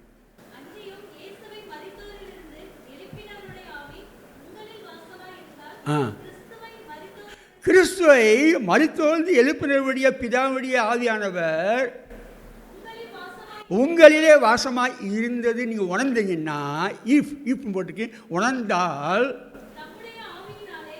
அவர் தம்முடைய பரிசுத்த ஆவியினாலே சாவுக்கு ஏதுவான அந்த சரீரம் சொல்லப்பட்டிருக்கு. அதை உயிர்ப்பிப்பார். ஆண்டவர் உயிர்ப்பிக்கிற வல்லமை உள்ளவர். சின்ன நடைமுறை சொல்லி காமிக்கிறேனே. இப்போ சோதனை வருது, பொய் சொல்ல முடியாது, சோதனை வருது, நம்ம தள்ளப்படுறோம், பாவம் தள்ளுது, இந்த சரீரத்தில் பாவம் வாசம் பண்ணுது, நன்மையும் தீமையும் ஒரு பக்கம் செய்கிற வல்லமை இருக்குது. ரோமர் 7 பார்த்தீங்கன்னா, நான் நிர்பாகியமான மனுஷன் சொல்கிறான், நான் இதை நினைக்கிறேன் ஆனால் அதை செய்ய முடியல அப்படின்னு சொல்கிறாங்க. அவ்வளோ பெரிய போராட்டம். அப்போது நமக்குலாம் சூழ்நிலை வரும்பொழுது ஆவியானவர் உணர்த்துவார், சும்மா கைவிட மாட்டார். எப்பா நீ செய்யாதப்பா, வசனத்து மூலமாக ஏதாவது காரியத்து மூலமாக பேசுவார். பேசும்போது நம்ம உணர்ச்சி அடைஞ்சிட்டோம்னா ஆண்டவருக்கு ஒப்பு கொடுப்போம். நீங்கள் எதற்கு ஒப்பு கொடுக்குறீங்களோ உங்கள் சரீரத்தை, அதற்கு உரிய அடிமையாக இருக்கிற என்று அறியீர்களான்னு சொல்லி வாசிக்கிறோம். ரோமர் 5-8 வரைக்கும் வாசித்தீங்கன்னா இந்த சம்பவம்லாம் தொடர்ந்து வரும். அப்போது நீங்கள் வந்து ஒரு போராட்டத்தில் இருக்கிறீங்க. உலகத்தின் போராட்டம், மாமிச போராட்டம் தான் அதிகம். அது இருக்கும்பொழுது பாவத்தை விழும்பொழுது ஆவியானவர் தூக்கி விடுறார். ஹல்லேலூயா. உணர்வடைந்தால், இப்போ ஒரு பலூன் இருக்குது, கீழே மேலே கீழே விழுது, அது கீழே விழும்போது அந்த புவியீர்ப்பு சக்தினால் அது காற்று வெயிட்னால கீழே வருது. லேஸ் அப்படின்னு சொல்லி விட்டீங்கன்னா மறுபடியும் சர்ன்னு வர போகும். ஆவியானவர் அதைத்தான் செய்கிறார். ஹல்லேலூயா. பாவத்தின் தன்மையினால் நம்ம கீழே தள்ளப்படுறோம், சாவுக்கு எதுவான சரீரத்தில் பாவத்தை விழப்போகிறோம். ஆவியானவன் சும்மா இருக்க போகிறது இல்லை. இரவும் போலும் தூங்கிறவர் காத்திருக்கு மாத்திரமில்லை, நான் பாவத்தை விழாவிடி நம்ம தப்பு வைக்க வல்லவராக இருக்கிறார். ஹல்லேலூயா. அந்த உயிர்ப்பிக்கிற வல்லமையினுடைய அர்த்தம் இதுதான். நீங்கள் கொஞ்சம் இடம் கொடுக்கணும். நம்ம இடம் கொடுக்காமல் ஆவியானவர் ஒன்றும் செய்ய முடியாது. தேவனே ஒன்றும் செய்ய முடியாது. நான் நரகத்துக்கு தான் போவேன்னு சொன்னான்னா ஒன்றும் செய்ய முடியாது. ஆண்டோட அன்பு கடல் போல் இருந்தால் ஒன்றும் செய்ய முடியாது. அதுதான் பவுல் சொல்கிறாரு, நான் அவளை வேண்டிக் கொள்கிறேன், தேவனுடைய இறக்கத்தை முன்னிட்டு வேண்டிக் கொள்கிறேன்னு சொல்லி ரோமரில் எழுதுகிறார். நம்ம சில இடத்துல ஏன் இறங்கி போகிறோம், என்ன செஞ்சாலும் பரவாயில்ல, எப்படியாவது சுவிசேஷம் போகணும், கடினோடு ஜெபிக்கிறோம், சுவிசேஷம் சொல்கிறோம், எல்லாம் பாரப்படுறோம். ஏன் அப்படின்னா தேவனுடைய இறக்கம், தேவனுடைய அன்பு நம்ம தள்ளி விடுது. போய் சொல்லுப்பா. என்னுடைய சாட்சி ரொம்ப சொன்ன முடியும். நான் ட்ரெயின்லேயோ பஸ்ஸில் வந்தால் கொக்கு மாதிரி பார்த்துட்ருப்பேன். யாராவது ஒருத்தன் உட்காந்துருக்கான், கவலையில். சுவிசேஷத்தை சொல்லாமல் என்னால் இருக்க முடியாது. நம்ம வரும்போது 3 நாளைக்கு இங்கே வரும்போது அதுதான் திருச்சியில் வந்து இறங்கினாங்க, மெட்ராஸ்லேருந்து தாம்பரத்துலேருந்து என் கூட இருந்தவங்க. நான் அவங்களோட பேசி கொடுத்து ஃப்ரெண்ட்ஷிப் பிடிச்சி அடுத்து உடனே இயேசுவை பற்றி சொல்லி அவங்க ஏற்றுக்கொள்ளாமல் அடுத்த விஷயம். எனக்குள்ள ஒரு பாரத்தை நான் ஷேர் பண்ணுறேன். எனக்கு தெரியும் ஒரு வார்த்தை அவன் வாழ்க்கையில் எப்போயாவது இன்றைக்கோ நாளைக்கோ 5 வருஷம் கழிச்சோ ஒரு சூழ்நிலை ஆண்டவர் பேசுவார். என் மூலமாக எனக்கு வாழ்க்கையிலேயே ஒருத்தர் மூலமாக ஆண்டவர் பேசினார். நான் இந்து வந்து ரட்சிக்கப்பட்டவன். அந்த அனுபவம் எனக்கு தெரியும். கர்த்தருக்கு ஸ்தோத்திரம். ஆனால் இது முடியுமா முடியாது அப்படியெல்லாம் ஆண்டவரை சொல்லாதீங்க. ஆவியான கூட சொல்கிறத செய்யுங்க. கடைசியில் பார்க்கலாம். 4வது, பரிசுத்தவான்கள் மகிமையான சரீரத்தோடு ஆளுகை செய்ய போகிறோன்னு சொல்லி சொல்லப்பட்டிருக்கு. ஹல்லேலூயா. எப்படி இல்லை, இன்னொரு இன்ட்ரெஸ்டான காரியம் உனக்கு சொல்லிட்டு போகிறேன். எபிரேயர் 11:35 விசுவாச பட்டியல் போட்டிருக்கும். எல்லாம் விசுவாசத்தில் ஜெயித்தாங்க, அப்படி பண்ணலாங்க, இப்படி பண்ணலாங்க, சாக கொடுத்தவங்கள தப்பி பண்ணலாங்க, வெற்றியின் கிதம் தான் வரும். அதுக்கு அடுத்த ஒரு டேர்னிங் பாயிண்ட் இருக்குது. 35 வாசிங்க. அதே விசுவாசத்தினால தான் வாசிங்க 35 பின்பகுதி. எபிரேயர் 11:35 பின்பகுதி. உயிரோடு எழும்புறது அதிசயம், அது விசுவாசத்தினால தான். வேறு சிலர் மேன்மையான உயிர்த்தெழுதலை சுதந்திரிக்கும்படியாக இழந்தாங்க. பிள்ளைகள் இழந்தாங்க, சொத்தை இழந்தாங்க, எல்லாவற்றையும் இழக்க ஆயத்தமானாங்க. இந்த எபிரேயர் விசுவாசிகளுக்கு எழுதின நிருபத்தை எழுதும் பொழுது அவளுக்கு பாதிக்கப்பட்டவங்க, தேசத்தை விட்டு வெளியே ரோமர் அரசாங்கத்தை வெளியே துரத்தப்பட்டாங்க, சொத்து சுதந்திரத்தை விட்டு ஓடினாங்க. அவங்க எழுதப்பட்ட காரியம் தான் இந்த எபிரேயர் நிருபம். மேன்மையான உயிர்த்தலை அடையும்படியாய், இதோட பெற்றதான காரியத்தை நம்ம அடையும்படியாய் ஒன்றை செய்கிறோம். பெறுவதற்கு மாத்திரமல்ல, இது மனுஷத்தன்மை, இழப்பதற்கும் ஆயத்தம். பரலோகம் பிதா குமாரன் இழந்தார், இயேசு தம்முடைய ஜீவனை இழந்தார், ரத்தத்தை சிந்தினார், ஒரு சொட்டு வைக்கலை. நீங்கள் நானும் பூமியில் சொத்தை கற்றுட்டு என்ன செய்ய போகிறோம்? நமக்காக வாழ்ந்து என்னத்தை கொண்டு போக போகிறோம்?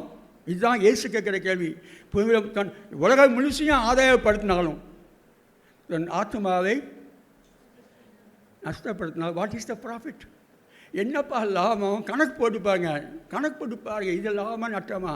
கணக்கு போடுறதுக்கு புத்தி இருந்துச்சுன்னா, அறிவு இருந்துச்சுன்னா, தெளிவு இருந்துச்சுன்னா, இயேசுக்காக இழப்பது ஆயத்தம். எனக்கு வயசு 75, எனக்கு ஹார்ட் ப்ராப்ளம், நடக்க முடியாது, எல்லாம் செய்ய முடியாது. ஆனாலும் சபைகளுக்கு போகிறதுக்கு நான் தூண்டப்படுகின்றேன். நான் கேட்டு போகிறேன், உங்கள் சபையில் பிரச்சனை பண்ணலாமா, அங்கே போகலாம்னு சொல்லி. ஏன்னா எனக்குள்ள ஒரு பாரம், தேவனுடைய சபை. இன்னொரு டாபிக் இருக்குது, சபை கிறிஸ்துங்கிற ரகசியம் இருக்குது. அதெல்லாம் எங்கள் தோண்டிக்கிட்டு இருக்கோம், எனத்தையாவது ஷேர் பண்ணணும். இது எனக்கு இருந்துச்சுன்னா, வாலிபர்களாகி உங்களுக்கு பலன் உள்ள உங்கள் சரீரத்தில் ஆண்டவருக்காக ஓட முடியும், ஆண்டவருக்காக பேச முடியும். எத்தனை பேர் உங்கள் வாழ்க்கையில் நீங்கள் பேசாமல் நடந்து போவாங்க தெரியுமா? அதுக்கு ஸ்தோத்திரம். கடைசியில் பார்க்குறோம், அந்த மேன்மையான உயிர்த்தல் ஒன்று சொல்லப்பட்டிருக்கு, அது நமக்கு உரியது. அதை வாசித்த பார்த்தோம்னா இது ரொம்ப ஒரு ஆச்சரியமான காரியம் தான். நான் முடிக்கிறதுக்கு நான் விரும்புகிறேன். 1 கொரிந்தியர் 15 நீளமானது படித்து பாருங்கள். 1 கொரிந்தியர் 15 அது முழுசும் படித்து நேரம் இல்லை, நான் நீளமானது 52 வருஷம் இருக்குது. நீளமானது சுருக்கமாக சொல்கிறேன். கோதுமை மணி கீழே விழுந்து மறிக்கணும். இப்போ திரும்ப நான் முதல் பாயிண்ட்டுக்கு வர்றேன். அங்கே இயேசு சொல்கிறார், சில கிரேக்கர் இயேசுவை கேட்குறாங்க, நான் உங்களுக்கு குருவை பார்க்கணும். ஆண்டவர் சொல்கிறார், சரீரத்தில் நீ பார்க்க ஆசைப்படுறியா? இது அழிஞ்சு போகிறதுப்பா. கிரேக்கர் ஞானத்தை தேடுறவங்க பிலிப்பி சொல்லி, பிலிப்பி அந்திராடி சொல்லி இயேசு சொல்கிறாங்க. இயேசு ஒன்று சொல்கிறாரு, அப்போ தான் இந்த வார்த்தை சொல்கிறாரு, மனுஷகுமாரன் மயப்படும்படியான வேலையை வந்துச்சு. என்ன, நான் ராஜாவை போல சொல்லலை, நான் படத்தை உட்காரப்பட சொல்லலை. அடுத்த பாயிண்ட்டு, அழிந்தால் புதுசாய் முளைக்கும், விதைத்தால் அறுக்கப்படும். ஒரு பயிர் விதைச்சா அது அறுப்பு. அப்போ தான் அந்த சொல்கிறாரு அந்த வசனம், நான் முதல் படித்த வசனத்தில் கோதுமை மணியை பற்றி சொல்கிறார். அவன் கேட்டது வேறு. இயேசுவை காண விரும்புகிறோம். நீங்கள் நம்ம என்னத்தை காண விரும்புகிறோம்? பட்டம், பதவி, அது இது விசுவாசத்தில் எல்லாவற்றையும் சாதிக்க விரும்புகிறோம். நல்லதாக இருக்கலாம், இதோட பெட்டர் ஒன்று இருக்குது. இயேசு மரிப்பதை பற்றி சொல்கிறார். கோதுமை மணி அந்த நேரத்தில் விழுந்து மரித்தால், வசனத்துக்கு யாராவது தெரிஞ்சவங்க சொல்லுங்கள் பார்க்கலாம். நேரம் இல்லாத வேகமாக ஓடுறேன். 12:35 நினைக்கிறேன். 25 23 யோவான் 12:23 24 நான் முடிக்க போகிறேன் 2 நிமிஷம். மனுஷகுமாரன் மயப்படியான வேலை வந்துச்சு சொல்லிட்டு அடுத்து வேற டாபிக் போகிறாரு.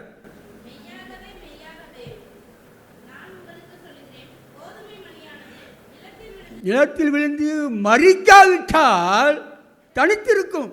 நான் பரலோகத்தில் தான் தனியாக இருக்க போகிறேன். பரலோகம் சும்சா சரி வெறுமையாக இருக்க போகுது. பிதாவுக்கும் குமாரனுக்கும் பரிசுத்தாவிக்கும் இன்பமே இருக்காது. மனுஷனை படைச்ச நோக்கமே அதுதான், மனுஷனோட உறவாடும்படியாய் சேர்க்கும்படியாய். எபிரேயர் 1:12 நினைக்கிறேன், அநேகம் பிள்ளைகளை மகிமையிலே கொண்டு வந்து சேர்க்கையில் தம்முடைய ரட்சிப்பின் அதிபதியை உபத்திரவங்கள்னாலே பூர்ணப்படுத்துகிறது அவருக்கு பிரியமாக இருந்துச்சான். பரலோகத்தில் அநேக மகிமையில பிள்ளைகளை சேர்க்கத்தான் இயேசு தன் ஜீவனை அர்ப்பணித்தான், மகிமையை விட்டு வந்தான். நீங்கள் நாம் எதை இலக்க ஆயத்தமாக இருக்கிறோம்? நம்மை மகிமையை சேர்க்கும்படியாய். அங்கே இப்படி படித்து பார்த்தீங்கன்னா மகிமையில் வித்தியாசம் இருக்கும். அந்த 1 கொரிந்தியர் 15 வாசிக்கிறோம், சூரியனுடைய மகிமை வேறு, சந்திரன் மகிமை வேறு, நட்சத்திர மகிமை வேறு. எல்லா பரிசுத்தமும் ஒரே ஸ்டேட்டஸில் இருக்க போகிறது கிடையாது பரலோகத்தில்.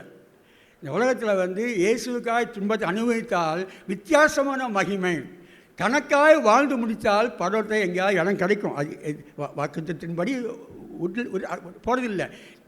நித்தியமான மகிமையில் இருக்கும்படியாய் ஆண்டவர் அழைத்தாரே. கொஞ்சம் உணர்ந்து பார்த்து சென்சிட்டிவாக பரிசுத்தாவினுக்கு சத்தத்தை கேட்டு நம்ம பாவத்தை விட்டு விலகி ஆண்டுக்கு ஒப்பு கொடுக்கும் பொழுது பரப்புகிற பெரிய மகிமை, அதுதான் நம் நம்பிக்கை.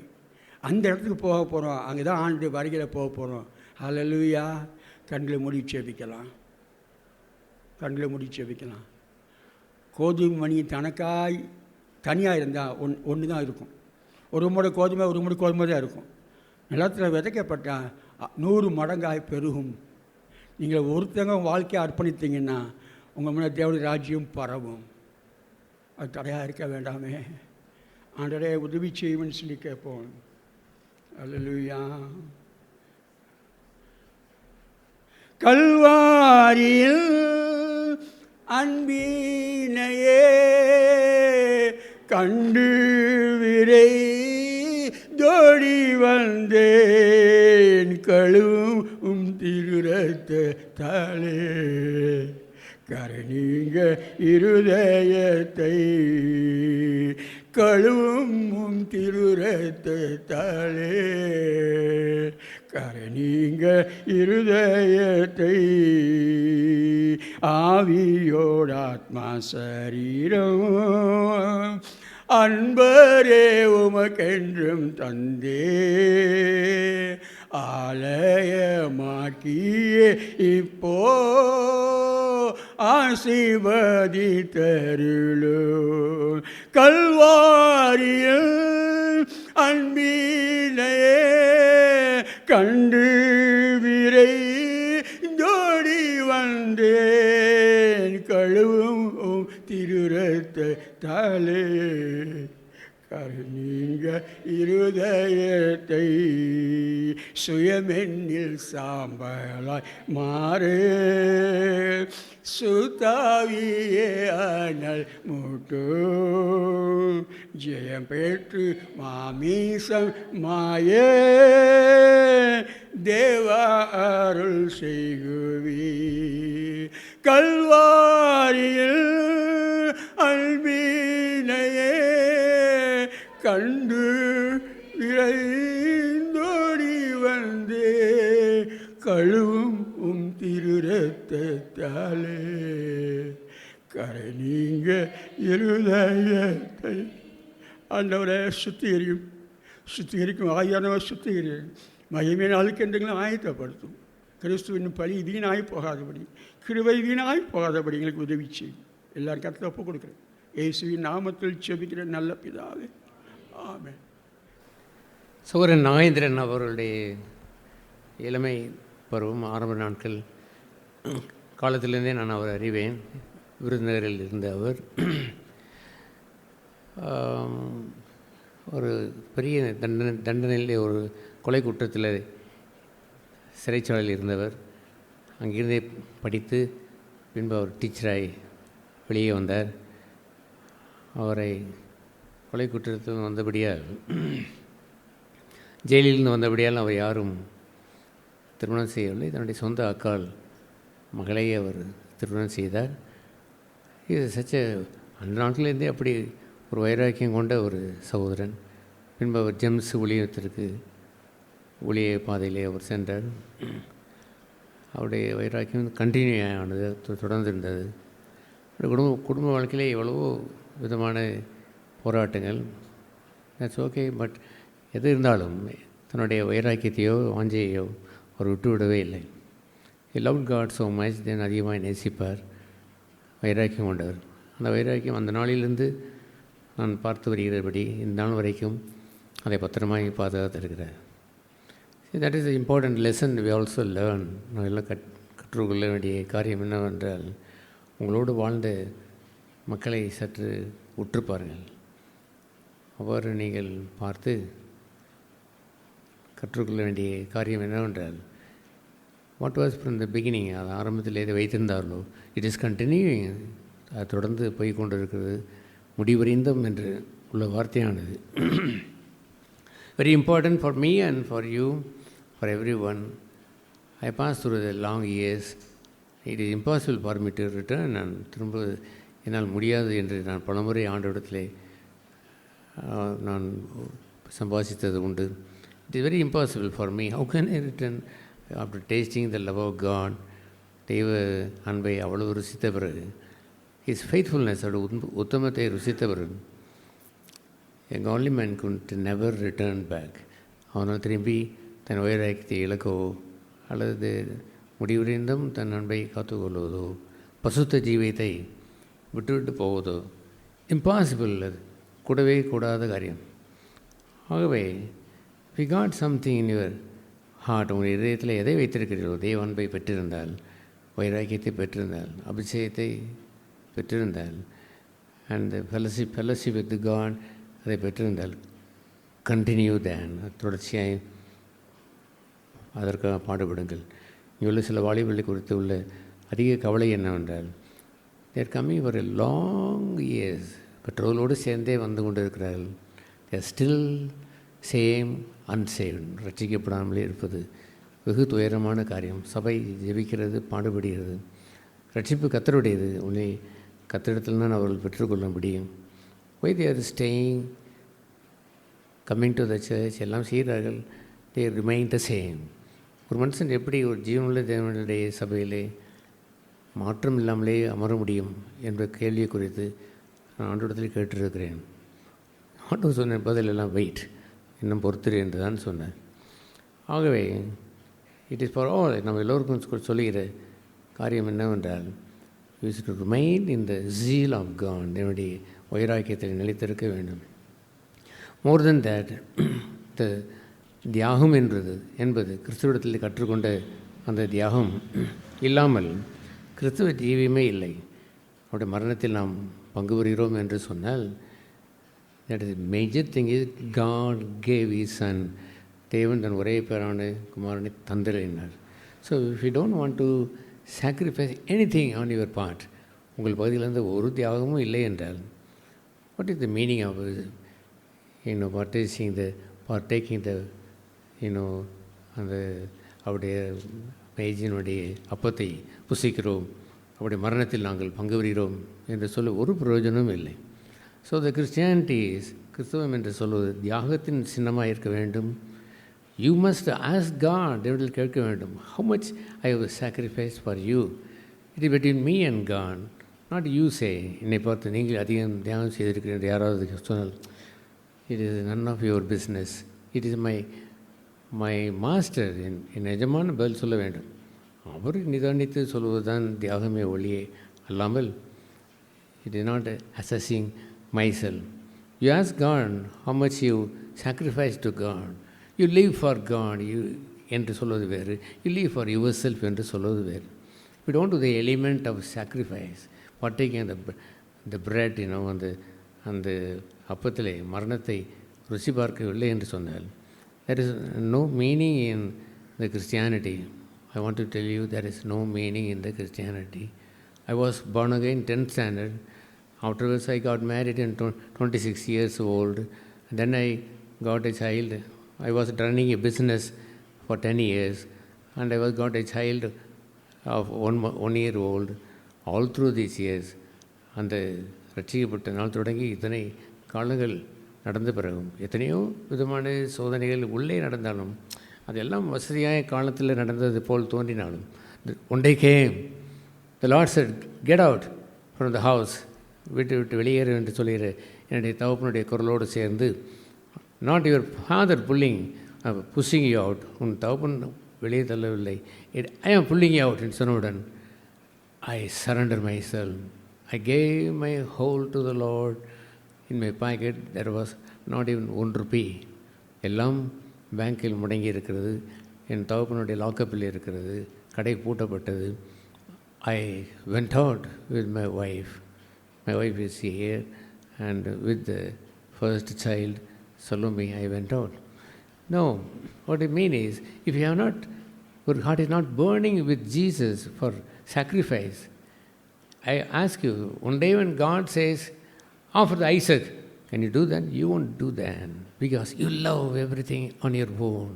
எனக்கானது பிடித்து வாழ்கின்ற ஒரு வாழ்க்கையை நாம் மறுக்க வேண்டும். 1 Corinthians 15 அதிகாரத்திலே நாம் இவ்வாறு வாசிக்கிறோம். அழிவுள்ளதாகிய 54வது அந்த வசனம், அழிவுள்ளதாகி இது அழியாமையும் சாவுக்கு எதுவான இது சாவாமையும் தரித்து கொள்ளும்போது மரணம் ஜெயமாக விழுங்கப்பட்டது.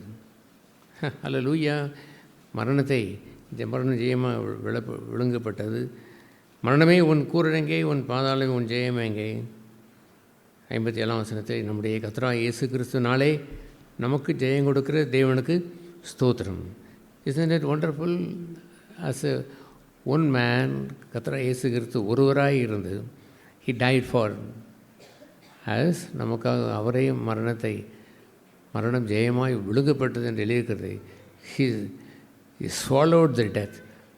That means abolished the death. மரணத்தை அவர் பரிகரித்தார். நம்ம எல்லோருக்கும் அந்த மரண பயம் இருக்குது. அதை எடுத்தார் என்று எபிரேயரிலே சொல்லுவார். Not only the fear of death, மரண பயத்தை மாத்திரம் எடுத்து விட்டார் என்பது அல்ல. எனி சாரோஸ் நம்முடைய வாழ்க்கையில் இருக்கக்கூடிய பயம், பீதி அல்லது கவலை என்றெல்லாம் துன்பங்கள் என்று இருக்கிறது. ஹிஸ்வாலுடைய எவ்ரிதிங் எல்லாவற்றையும் அவர் சங்கரித்து போட்டார். அதுபோன்ற ஒரு மனிதனாய் இருந்து நமக்காக கிறிஸ்து இயேசுவினாலே நமக்கு ஜெயம் கொடுக்கிற தேவனுக்கு ஸ்தோத்திரம். ஆகவே we must teach our children, நம் பிள்ளைகளுக்கு என்ன சொல்லி கொடுக்க வேண்டும் என்று தெரியுமா? நாம் ஆராதிக்கிற தேவன் he is alive, அவர் உயிரோடு இருக்கிறார். நாம் ஒரு பாடல் படித்தீர்கள். என்ன பாடல் படித்தீர்கள்?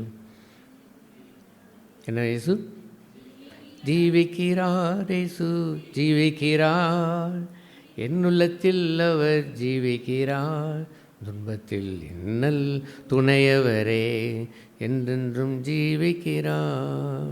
இயேசு கிறிஸ்து நேற்றும் இன்றும் என்றும் மாறாது என்ற நிலை வந்தது காரணம் என்ன தெரியுமா? he accepted the sacrifice. அந்த தியாகத்தை அவர் ஏற்றுக்கொண்டு அப்படின்னால் இஸ் அலைவ் ஈவன் டுடே. நமக்காக மரணபரியந்தம் நமக்காக உயிருள்ள தேவனாய் இருந்து பரிந்துரை செய்கிறார், ரட்சிக்க வல்லவராய் மாறினார் என்ற ஒரு நிலை வருகிறது. அதுபோன்ற ஒரு உயிரோட்டத்தை நம்ம எல்லோரும் உள்ளத்தில் பெற்றிருக்கிறோம். மரணம் இஸ் அபாலிசம். மரணம் என்பது நம்மை விட்டு நீங்கி போய்விட்டது. இனிமேல் நமக்கு என்ன இல்லை? மரண பயம் இல்லை. நான் ஒரு இடத்தில் போகும்பொழுது ஒரு ஒரு நம்முடைய சபையில் உள்ள ஒரு பிள்ளை, ஐயோ ஒரு சாவு வருகிறது என்று அந்த பிள்ளையை கூட வந்து அப்பா அம்மா வாங்க அந்த திருவிழையை போய்விடும் என்று அவர்கள் போன பொழுது ஐ ஸ்டாப் நம்ம நிறுத்தி why as this your children to go away, அப்படி போக வேண்டும் என்று சொல்கிறீர்கள். டீச் தம், அவர்களுக்கு சொல்லுங்கள். அவர்களுக்கு மரண பயம் உண்டு, நமக்கு என்ன இல்லை? மரண பயம், மரணம் இல்லை. நமக்கு மரணம் கூட வராமல் இருக்க முடியும். இதெல்லாம் இயேசு கற்றுக் கொடுத்திருக்கிறார். ஒருவன் அவன் மரித்தாலும் பிழைப்பான், அவன் மரணம் அடையாமலும் இருப்பான் என்று சொன்னார் அல்லவோ. அதையெல்லாம் சொல்லி கொடுத்துருக்க வேண்டாமா? ஏன் எப்படி பைபாஸ் பண்ணுகிறீர்கள்? அதை பிரசங்கிலே சொல்லவில்லையா? என்ன சொன்னார்? பிறப்பின் வீட்டிற்கு போவதை பார்க்கிலும் மரண வீட்டிற்கு போவது நலம். மரணம் சம்பவிக்கிற நிலையை பார்க்கும் பொழுது அவன் தன்னுடைய இருதயத்தில் ஞானம் பெறுவான். அவன் உலகம் அனித்தியம், பணம் அனித்தியம், புகழ் அனித்தியம், அவன் பட்டங்கள் அனித்தியம் என்றதெல்லாம் அவன் உணர்ந்து கொள்வான் என்று எழுதியிருக்கிறதே. அதுபோன்ற ஒரு ஜாய், மரண பயம் நீங்கின ஒரு மனிதனைப் போலவா நாம் வாழ்கிறோம்? ஐ ஆஸ்க் யூ, மரண பயம் மற்றவர்களைப் போலவா நீங்கள் வாழ்கிறீர்கள்? ஒரு பயமற்ற வாழ்க்கையை, கவலையற்ற வாழ்க்கையை போலவா நாம் வாழ்கிறோம்? உயிருள்ள இயேசு உங்களுக்கு வாசமாக இருக்கிறாரா? கர்த்தராகிய இயேசு கிறிஸ்துவினாலே, அந்த ஒரு நபராலே ஜெயம் கொடுக்கிற தேவனுக்கு ஸ்தோத்திரம். என்ன ஜெயம்? மரணத்திலிருந்து ஜெயம். அதில் இன்ட்ரெஸ்டிங்காக ஒரு வார்த்தையை சொல்லுவார். என்ன சொல்லுவார்? இதோ 51ஆம் வசனத்தை சொல்லுவார். 51ஆம் வசனம், இதோ ஒரு ரகசியத்தை உங்களுக்கு அறிவிக்கிறேன், நாம் எல்லோரும் என்ன அடைவதில்லை? நித்திரை அடைவதில்லை. அப்பொழுதே அவர் சொல்லிக் கொடுக்குறார், நமக்கு எல்லாம் என்ன வரப்போவதில்லை, மரணம் வரப்போவதே. அப்பொழுதே மரணத்தை அவர் என்னோடு தான் சொல்லுவார். ஒரு மரித்தால் யாரோடு நித்திரை செய்கிறான்? இயேசுவோடு அவன் நித்திரை செய்கிறான் என்று தான் தெசலோனிக்கேயரிலே சொல்லுவார். ஆகவே அதை அப்பொழுதே அந்த சத்தியத்தை அவர் எல்லா ஜனங்களுக்கும் அவர் வலியுறுத்தி சொன்னார். நாம் எல்லாரும் என்ன அடைய போவதில்லை? Can you tell like that? Because அப்படின்னு ஏன் அதை சொன்னார்? ஆகிலும் கடைசி காலம் துணிக்கும் நேரம் வந்துவிட்டது. ஒரு நிமிஷத்திலே, ஒரு இமைப்பொழுதிலே நாம் எல்லோரும் என்னாகி விடுவோம்? மறுரூபமாக்கப்படுவோம். That means you will never meet the death. நம்ம எதை சந்திப்பதில்லை? மரணத்தை சந்திப்பது இல்லை. பிள்ளைகளுக்கு அப்படி சொல்லி கொடுத்துருக்க வேண்டும். நம்ம எல்லோரும் நித்திரை அடைவு போவதில்லை. ஜீசஸ் வில் கம், இப்படி வந்து விடுவார். வந்தார், அப்படி நினச்சி விடுவோம். ஒரே தரம் பிறப்பதும் ஒரே தரம் மரிப்பதும் மனுஷன் நியமிக்கப்பட்டிருக்கிறதே என்று சொன்ன அந்த நீதியை நாம் எவரில் வாசிக்கிறோமே, அந்த நீதியெல்லாம் சர்பாஸ் ஆகி போய்விடுவோம் என்று உங்கள் பிள்ளைகளுக்கு சொல்லிப்பார்கள். Children, we are not going to die. Jesus is going to come right now in our midst. குடும்பத்திற்கு வரப்போகிறார். அவர் வரும் பொழுது we all will resurrected. நாம் எல்லோரும் ஜீவன் பெற்று அவருடைய கூட சென்று விடுவோம். If you live like that, one day you are so worry about the worldly things, பூமிக்குரிய காரியங்களை குறித்து ஓன்னு அழுது கொண்டிருந்தால் மகன் வந்து சொல்லுவான், மகள் என்று சொன்ன, அம்மா நீங்கள் தானே கற்றுக் கொடுத்தீர்கள், நாம் எல்லோரும் என்ன அடைவதில்லை, நித்திரை அடையவில்லை. இப்படி இயேசு வந்து விட்டால் நாம் எல்லோரும் மறுரூபமாகி நாம் இமைப்பொழுதிலே எல்லோரும் போயிடுவோமே, என்னம்மா இப்படி அழுது கொண்டிருக்க அவன் கேட்பானே. ஆகவே தான் சொல்லாமல் இருக்கிறார்களோ, ஆகவே தான் தகப்பன் சொல்லாமல் இருக்கிறானோ. ஒரு பண விஷயத்தில் கஷ்டம் வரும் பொழுது, ஐயோ இவ்வளோ கஷ்டம் இருக்கிறது என்று அவன் புலம்புவதும் கவலைப்படுவதும் இருக்கின்ற அந்த நேரத்தில் மகன் கேட்டாலும் கேட்டு விடுவான். இப்படி அவன் ஒரு நல்ல தகப்பனை போல் பிள்ளைகளை நாம் எல்லோரும் நித்திரை அடைவது இல்லை என்ற ஒரு கேரண்டியோடு சொன்னாரே அப்பா என்று உணர்வதில்லை. எல்லோரும் குடும்பம் முழுவதும் அந்த நித்தியத்திற்காக வாழ வேண்டும் என்று சொன்னார்.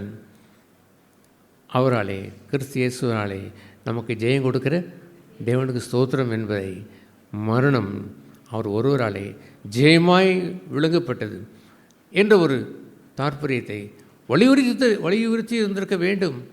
That should be life of Jesus Christ there. இயேசு கிறிஸ்துவுடைய உயிர்த்தெழுதலினுடைய ஜீவன் இருந்திருக்க வேண்டும்.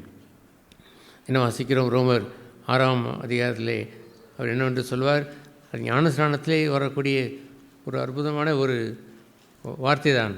ரோமர் 6ஆம் அதிகாரம் அங்கே ஞானஸ்நானம் எடுப்பதை குறித்து அவர் சொல்கிறார், மரித்தோரிலிருந்து 4ஆம் அதிகாரம் பின்பகுதி, நாமும் புதிய ஜீவனுள்ளவர்களாய் நடந்து கொள்ளும்படிக்கு அவருடைய மரணத்திற்குள்ளாக ஞானஸ்நானத்தினாலே கிறிஸ்துவுடனே கூட அடக்கம் பண்ணப்பட்டோம். அல்லேலூயா. அது போன்ற ஒரு வாழ்க்கையை from the beginning of the baptism, வெறும் குழந்தை ஞானஸ்நானத்திற்கு அதில் அர்த்தம் ஒன்றும் இல்லை. பட் வேர் பேப்டைஸ்டு, நீ மனம் திரும்பி பழைய மனுஷன் அடக்கம் செய்யப்பட்ட அந்த நேரத்திலேயே அப்படியே நீங்கள் மூழ்கி விட்டீர் என்றால் அர்த்தம் அல்ல. அதில் அன்று தொடங்கியே வேர் ரிசன் வித் கிரைஸ்ட், கிறிஸ்துவோடு உயிர் தெழுந்து வருகிறீர்கள். எதற்காக உயிர் தெழுந்து வருகிறீர்கள்? ஓல்டு லைஃப் இஸ் பாஸ்ட், பழைய வாழ்க்கை முடிந்து விட்டது. பழைய மனுஷனுடைய அந்த அவனுடைய மரண பயம் ஒளிந்து விட்டது, கவலை ஒளிந்து விட்டது, இந்த உலகத்திற்கு வாழ்கின்ற ஜீவியம் ஒளிந்து விட்டது. இப்பொழுதோ நியூனஸ் ஆஃப் லைஃப், புதிதான ஜீவனை உடையவர்களாய் வாழ வேண்டும், அவரோடு பிழைத்திருக்க வேண்டும். அதை கீழே உள்ள அந்த பகுதியிலே அவருடைய மரணத்தின் சாயலாக இணைக்கப்பட்டிருப்போமானால் 5ஆம் வசனத்தில் உயிர்த்தெழுதலின் சாயலிலும் அவரோடு என்ன செய்திருப்போம், இணைக்கப்பட்டிருப்போமே. அல்லேலூயா. அது போன்ற நியூனஸ் ஆஃப் லைஃப், அந்த புதிதான ஒரு வாழ்க்கை என்று ஒன்று இருக்கிறதே. ஆர் வி லிவிங் லைக் தேன்? அப்படித்தான் வாழ்கிறோமா? நம்ம எல்லோரும் அப்படித்தான் கிறிஸ்துவுக்குள்ளாக அப்படி அடக்கம் செய்யப்பட்டு வெளியே வந்தவர்களானா? அப்படித்தான் நீங்கள் ஞானஸ்நானம் எடுத்து வாழ்ந்தீர்களோ? I want to tell you my testimony. From the day onwards I got baptised. நான் 1968ஆம் ஆண்டு ரட்சிக்கப்பட்ட அடுத்த வருடத்திலே ஞானஸ்நானம் எடுத்தேன், அபிஷேகத்தையும் பெற்றுக்கொண்டேன். That's a calling of God. அப்படி ஒரு ஸ்லாக்கியத்தை எனக்கு அவர் தந்தார். ஃப்ரம் that day onwards, அந்த நாள் முதற்கொண்டு till today my Christian life is newness of life. புதிதான வாழ்க்கை தான் வாழ்கிறேன் அல்லாமல் இட்ஸ் நாட் பழைய ஏதோ ஒரு பழைய ஓல்டு லைஃபை நான் வாழ்ந்து கொண்டு கக்கினதை தின்னுகின்றது வாழ்க்கையை வாழ்ந்து அங்கே திரும்ப போகின்றதை போல் வாழ்கின்ற வாழ்க்கை அல்ல. கழுவுப்பட்ட பன்றியை போல் அங்கே உள்ள திரும்பவும் போகிறதே, அதற்கு தேவனுடைய பிள்ளை என்று பெயர் இல்லை. அதெல்லாம் பன்றிகளாய் வாழ்ந்தவர்கள் ஞானஸ்நானம் என்ற பெயரிலே கழுவுப்பட்டாரெல்லாம், பின்பு அவர்கள் போய் அங்கே உள்ள அழுக்குகளை தின்று கொண்டு இருப்பாரெல்லாம். That not the baptism. அவரோடு கூட நீங்கள் மரித்தீர்கள் என்று சொன்னால் you will live with him, அவரோடு சேர்ந்து வாழ்ந்திருக்க வேண்டும். You must decide that. இது இப்படி ஒரு நாள் ஈஸ்டர் டே என்று வந்தது என்றால் இந்த நாட்களில் அப்படி ஒரு தீர்மானத்தை நீங்கள் எடுக்க முடியுமா? Already I am so sorry, நான் 6ஆம் மணி வேளையிலே நடந்திருக்க வேண்டும், காலம் கடந்து விட்டது, இப்போ 9ஆம் மணி வேலையை வந்து விட்டது. ஃப்ரம் டுடே, இன்றிலிருந்து I will live a newness of the life. இயேசு ஒன்றும் தனக்கென்று ஈஸ்டர் கொண்டாட வேண்டும் என்று எந்த இடத்திலும் சொல்லப்படவில்லை. But we appreciate that. நாம் அதை ஏன் அப்ரிசியேட் பண்ணுகிறோம்? திஸ் இஸ் த டே. இந்த நாளை நமக்கு கத்தருக்கென்று நாம் விசேஷித்துக் கொள்கிறோம். டு சேலஞ்ச் அவர் பீப்புள், நம்முடைய ஜனங்களை உற்சாகப்படுத்தி start doing living a newness of life in Christ. கிறிஸ்துவுக்குள் புதிதான ஜீவன் கொண்டு வாழுங்கள். மறுபடியும் ஞானஸ்நானம் எடுக்க வாருங்கள் என்று நான் சொல்லவில்லை. யூ கிரைட் பிஃபோர் காட், தேவனுக்கு முன்பாக அழுது, நான் புதிதான ஜீவனுடையவனாய் வாழாமல் இருந்தேனே என்று கேளுங்கள். அங்கே கொலோசியில் எழுதப்பட்டதை போல், if you are risen with Christ, நீ கிறிஸ்துவுடனே கூட எழுந்ததுண்டானால் என்று சொன்னால் அதற்குரிய பதிலை நீங்கள் தான் கூற வேண்டும். எங்கே வாசிக்கிறோம்? அந்த கொலோசியருக்கு எழுதின அந்த நிருபம் 3ஆம் அதிகாரத்திலே, நீங்கள் 1ஆம் வசனம், நீங்கள் கிறிஸ்துவுடனே கூட எழுந்ததுண்டானால், ரியலி நிஜமாக எழுந்ததுண்டோ? இங்கே இருந்து விட்டு ஆம் என்று சொல்வது எளிதுதான். பட் ஆஸ்க் யுவர் ஹார்ட், இந்த இருதயத்தை கேட்டு பாருங்கள். Are you risen with Christ? கிறிஸ்துவோடு எழுந்தது உண்டு. ஆனால் நாம் கேட்டதை போல் எழுந்தார், அவர் உயிர்த்தார், அவர் பின்பு அவர் பிதாவோடு அமர்ந்தார் என்று இருக்கிறது போல் அப்படியெல்லாம் விசுவாசித்தது உண்டானால், அதுதான் உண்மை என்று இருந்தால், நீங்களோ கிறிஸ்துவுடைய வலது பார்சத்தில் நீட்டிருக்கும் இடத்தில் உள்ள மேலான விலையை நாடுங்கள், பூமிக்குரிய அல்ல, மேலான விலையே நாடுங்கள் என்று உங்களால் சொல்ல முடிகிறதா? நீ அப்படித்தான் கிறிஸ்துவுடனே கூடிய அவரோடே கூடிய வாழ்க்கையை நாடுகிறீர்களா? கீழானில் அல்ல. நம்முடைய கனெக்ஷன் முழுவதுமே முன்பு கீழே வைத்து கொண்டே கிறிஸ்துவ வாழ்க்கையை வாழ்ந்தவர்களால் அநேகர் இருக்கிறார்கள். அவர்கள் they're so bother about their own life, தங்களுடைய சொந்த புகழ், தங்களுடைய சொந்த மகிழ்ச்சி, சொந்த சுயம், தன் மனைவி, தன் பிள்ளைகள், தன்னுடையவர்கள் என்று இருக்கக்கூடிய தன்னையே யோசித்து கொண்டு இருப்பவர்கள், தன் சுகம், தன்னுடைய காரியம் என்று யோசித்து கொண்டே சின்ன சின்ன வட்டத்திலே வாழ்ந்து கொண்டே பூமிக்குரியிலே நாட்டம் கொண்டவர்கள். அவ்வப்பொழுது கொஞ்சம் கொஞ்சம் மேலே கொஞ்சம் அவர்கள் தேடுவதை போல் தேடினாலும் கொஞ்சம் லூஸ்னஸ் உண்டாகிவிட்டதால் டப் என்று கீழே தான் வரும். But we are attached with Christ, கிறிஸ்துவோடு நாம் தொடர்பு கொண்டவர்களாக இருந்தால், we also have family here, நமக்கு குடும்பங்கள் உண்டு, நமக்கு என்று கடமைகள் உண்டு. we come and touch that part, அந்த கடமையை நாம் செய்கிறோம். but as soon as it is over, it goes up, அது இங்கே போய்விடுகிறது. all the times with Christ, கிறிஸ்துவோடு போய்விடுகிறது. அனைவருடைய வாழ்க்கை நான் சில சமயங்களில் நான் பார்ப்பதெல்லாம், நாட் அனையர் நல்ல சகோதரிகளை கத்தர் எழுப்பியிருக்கிறார். பட் ஐ ஸ்டில் சீயிங், பார்ப்பது என்னவென்றால், தே அட்டாச், பல இடங்கள் நான் கிறிஸ்தவன் என்று சொல்லிக் கொண்டாலும் their life is not transform ஆகவில்லை. தேர் அட்டாச், கீழானவர்களிலேயே அட்டாச் ஆகி வைத்திருக்கிறார்கள்.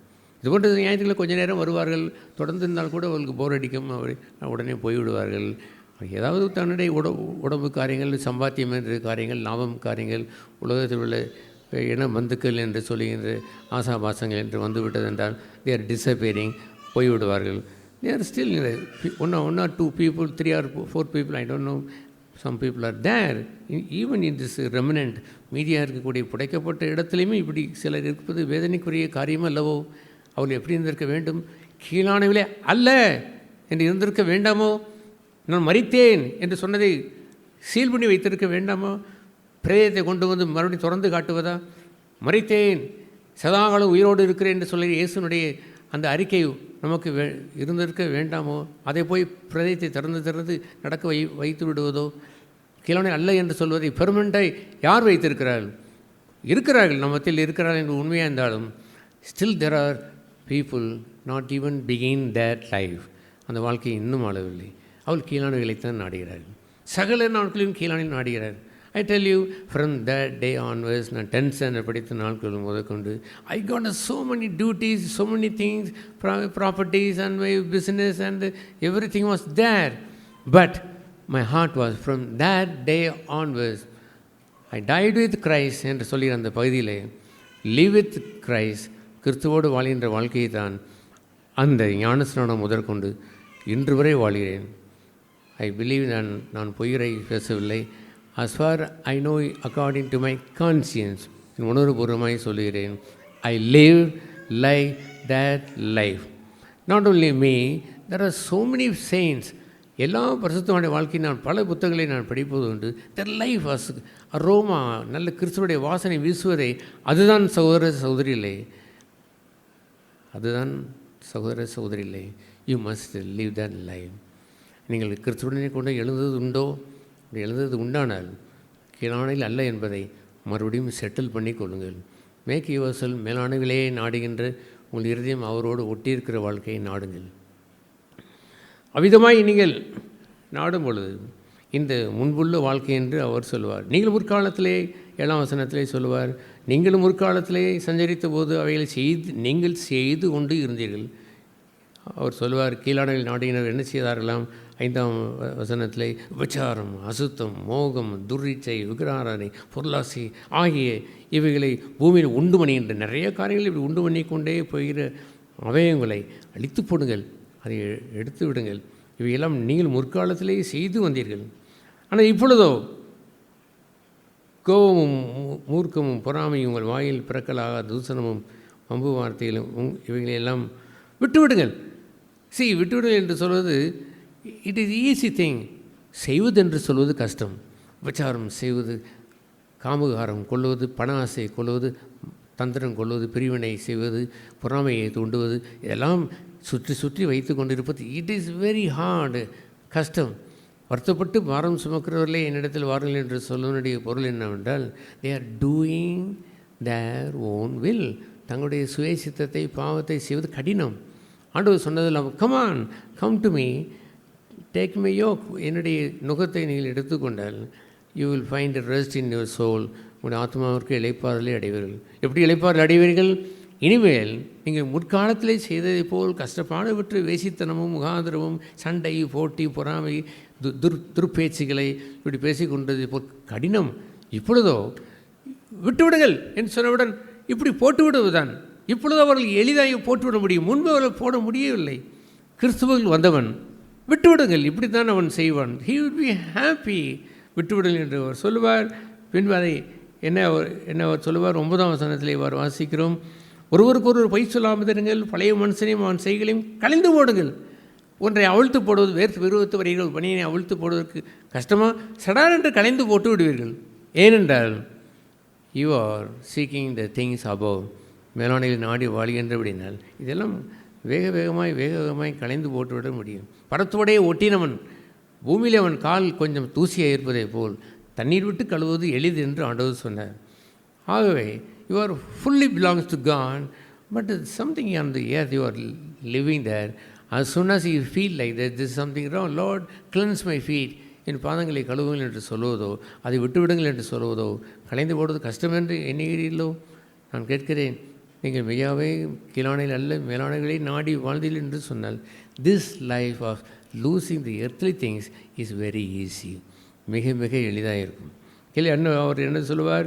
தன்னை சிருஷ்டித்தவருடைய சாயலுக்கு ஒப்பாய் பூரண அறிவுடையாகும்படி புதிதாக்கப்பட்ட புது மனுஷனை தரித்து கொண்டீர்களே, put on the new man. எப்படி எளிதாக சொல்லிவிட்டார் பாருங்கள். If you live in the Holy Spirit, பரிசுத்தாவினுடைய துணையோடு நீங்கள் வாழும் பொழுது, this are all very simple life, beautiful life. You can leave. ஒரு கோட்டை எடுத்து போடுவதை போல், ஒரு நியூ ஷர்ட்டை எடுத்து போடுவதை போல் தரித்து கொண்டீர்களே. ஹல்லேலூயா! எவ்வளவு எளிதாய் உள்ள ஒரு வாழ்க்கையை அவர் சொல்கிறார் பாருங்கள். பின்பு இன்னொன்றே அவர் சொல்லுவார், ஆகையால் நீங்கள் 12ஆம் வசனத்தில் தேவனால் தெரிந்து கொள்ளப்பட்ட பரிசுத்தரும் பிரியருமாய் உருக்கமான இரக்கத்தையும் தயவையும் மனத்தாழ்மையும் சாந்தத்தையும் நீடிய பொறுமையும் தரித்து கொண்டு, அகைன் ஒரு ஆடையை போல் தரித்து கொள்ள முடியும். It is so easy for them. இது எப்படி அடைய முடியும் என்றால், ரைட் நவ் எனக்கு இவ்வளோ பொறுமை வேண்டியிருக்கு என்றால் அந்த நேரத்திற்குரிய அந்த நாளுக்குரிய பொறுமை I will take a put on by coat there, போட்டுக்கொள்ள முடியும். Tomorrow I will get another coat there, இன்னொரு ட்ரெஸ்ஸை நான் தரித்து கொள்கிறேன். Accordingly my daily life goes in the newness of life. புதிதான ஜீவனுக்குள்ளாய் வாழ்கின்ற வாழ்க்கையை வாழ்ந்துவிட முடியும். That is we can say Easter. Easter என்று சொல்வது கிழக்கே உதித்த அந்த அந்த விடிவெளி நட்சத்திரம். இயேசுவை கொண்டு போய் தைலத்தை ஊற்ற சென்ற பொழுது அந்த அதிகாலை நேரத்தில் விடிவெள்ளி தோன்றின அந்த நேரத்தில் அந்த விடிவெளி அங்கே தான் நின்று கொண்டு இருந்தது. அவர்கள் இயேசுவை அங்கே இல்லை, அவர் மரணத்திலிருந்து உயிர்த்து எழுந்தார். அதுபோன்ற ஒரு அந்த நம்பிக்கைக்குரிய ஈஸ்டர் நம் உள்ளத்திலே இருக்க வேண்டும். அந்த நம்பிக்கை நட்சத்திரம் என்று அதை 2 பேரிலே 1ஆம் அதிகாரத்திலே சொல்லுவார். அந்த நமக்குள் இருக்கக்கூடிய அந்த நம்பிக்கை நட்சத்திரம் எப்பொழுதும் ஒளிந்து போய்விடக்கூடாது. இஃப் யூ டூ தேட், அதை நீங்கள் செய்யும் பொழுது by you, உங்கள் மூலமாய் there will be so many people will watch you. உங்களை அறியாமலே ஆயிரக்கணக்கான பேர் உங்களை பார்த்து கொண்டு இருப்பார்கள். they will get a life. you may not know that. ஒரு பெரிய கூட்டம் என்று சிலருக்கு மேடையில் ஏறி பேசினால்தான் பெரிய ஊழியம் என்று எண்ணிக்கூடாது. தட் இஸ் ஒரு மனிதர் என்ற இதில் கேட்டார், மேடையில் ஏறி நின்று பேசுவதுதான் ஊழிய தரமோ என்று கேட்டார். 100க்கு 100 கிடையாது. யார் சொன்னது? இல்லவே இல்லை. உயர்ந்த வாழ்க்கையை வாழ்ந்தவர்கள் ஆண்டவர் பேசி என்று சொன்னால் இறங்கி வந்து இப்படி பேசிவிட்டு போவார், அவ்வளோதானே. அல்லாமல் வாழ்க்கை தான் அவர்களுக்கு பெரியதே அல்லாமல் இந்த மேடை பெரிதல்ல. இந்த மேடையை பெரிதாக எண்ணினவர்கள் யாராவது இருப்பார் என்றால் அவர்களை நான் அனுமதிப்பது கூட இல்லை. ஏனென்றால் each out it is freezing something. அவர்கள் தனிப்பட்ட ஊழியம் செய்தாண்டா அதெல்லாம் செய்ய மாட்டார்கள். சுவிசேஷ செய்வார்களா? செய்ய மாட்டார்கள். ஆதாயப்படுத்தி ஜனங்களை கொண்டு வருவார்களா? கொண்டு வர மாட்டார்கள். they do nothing but they want to preach here. That's not the standard. The standard is above. மேலாண்மைகளை நாடுங்கள்.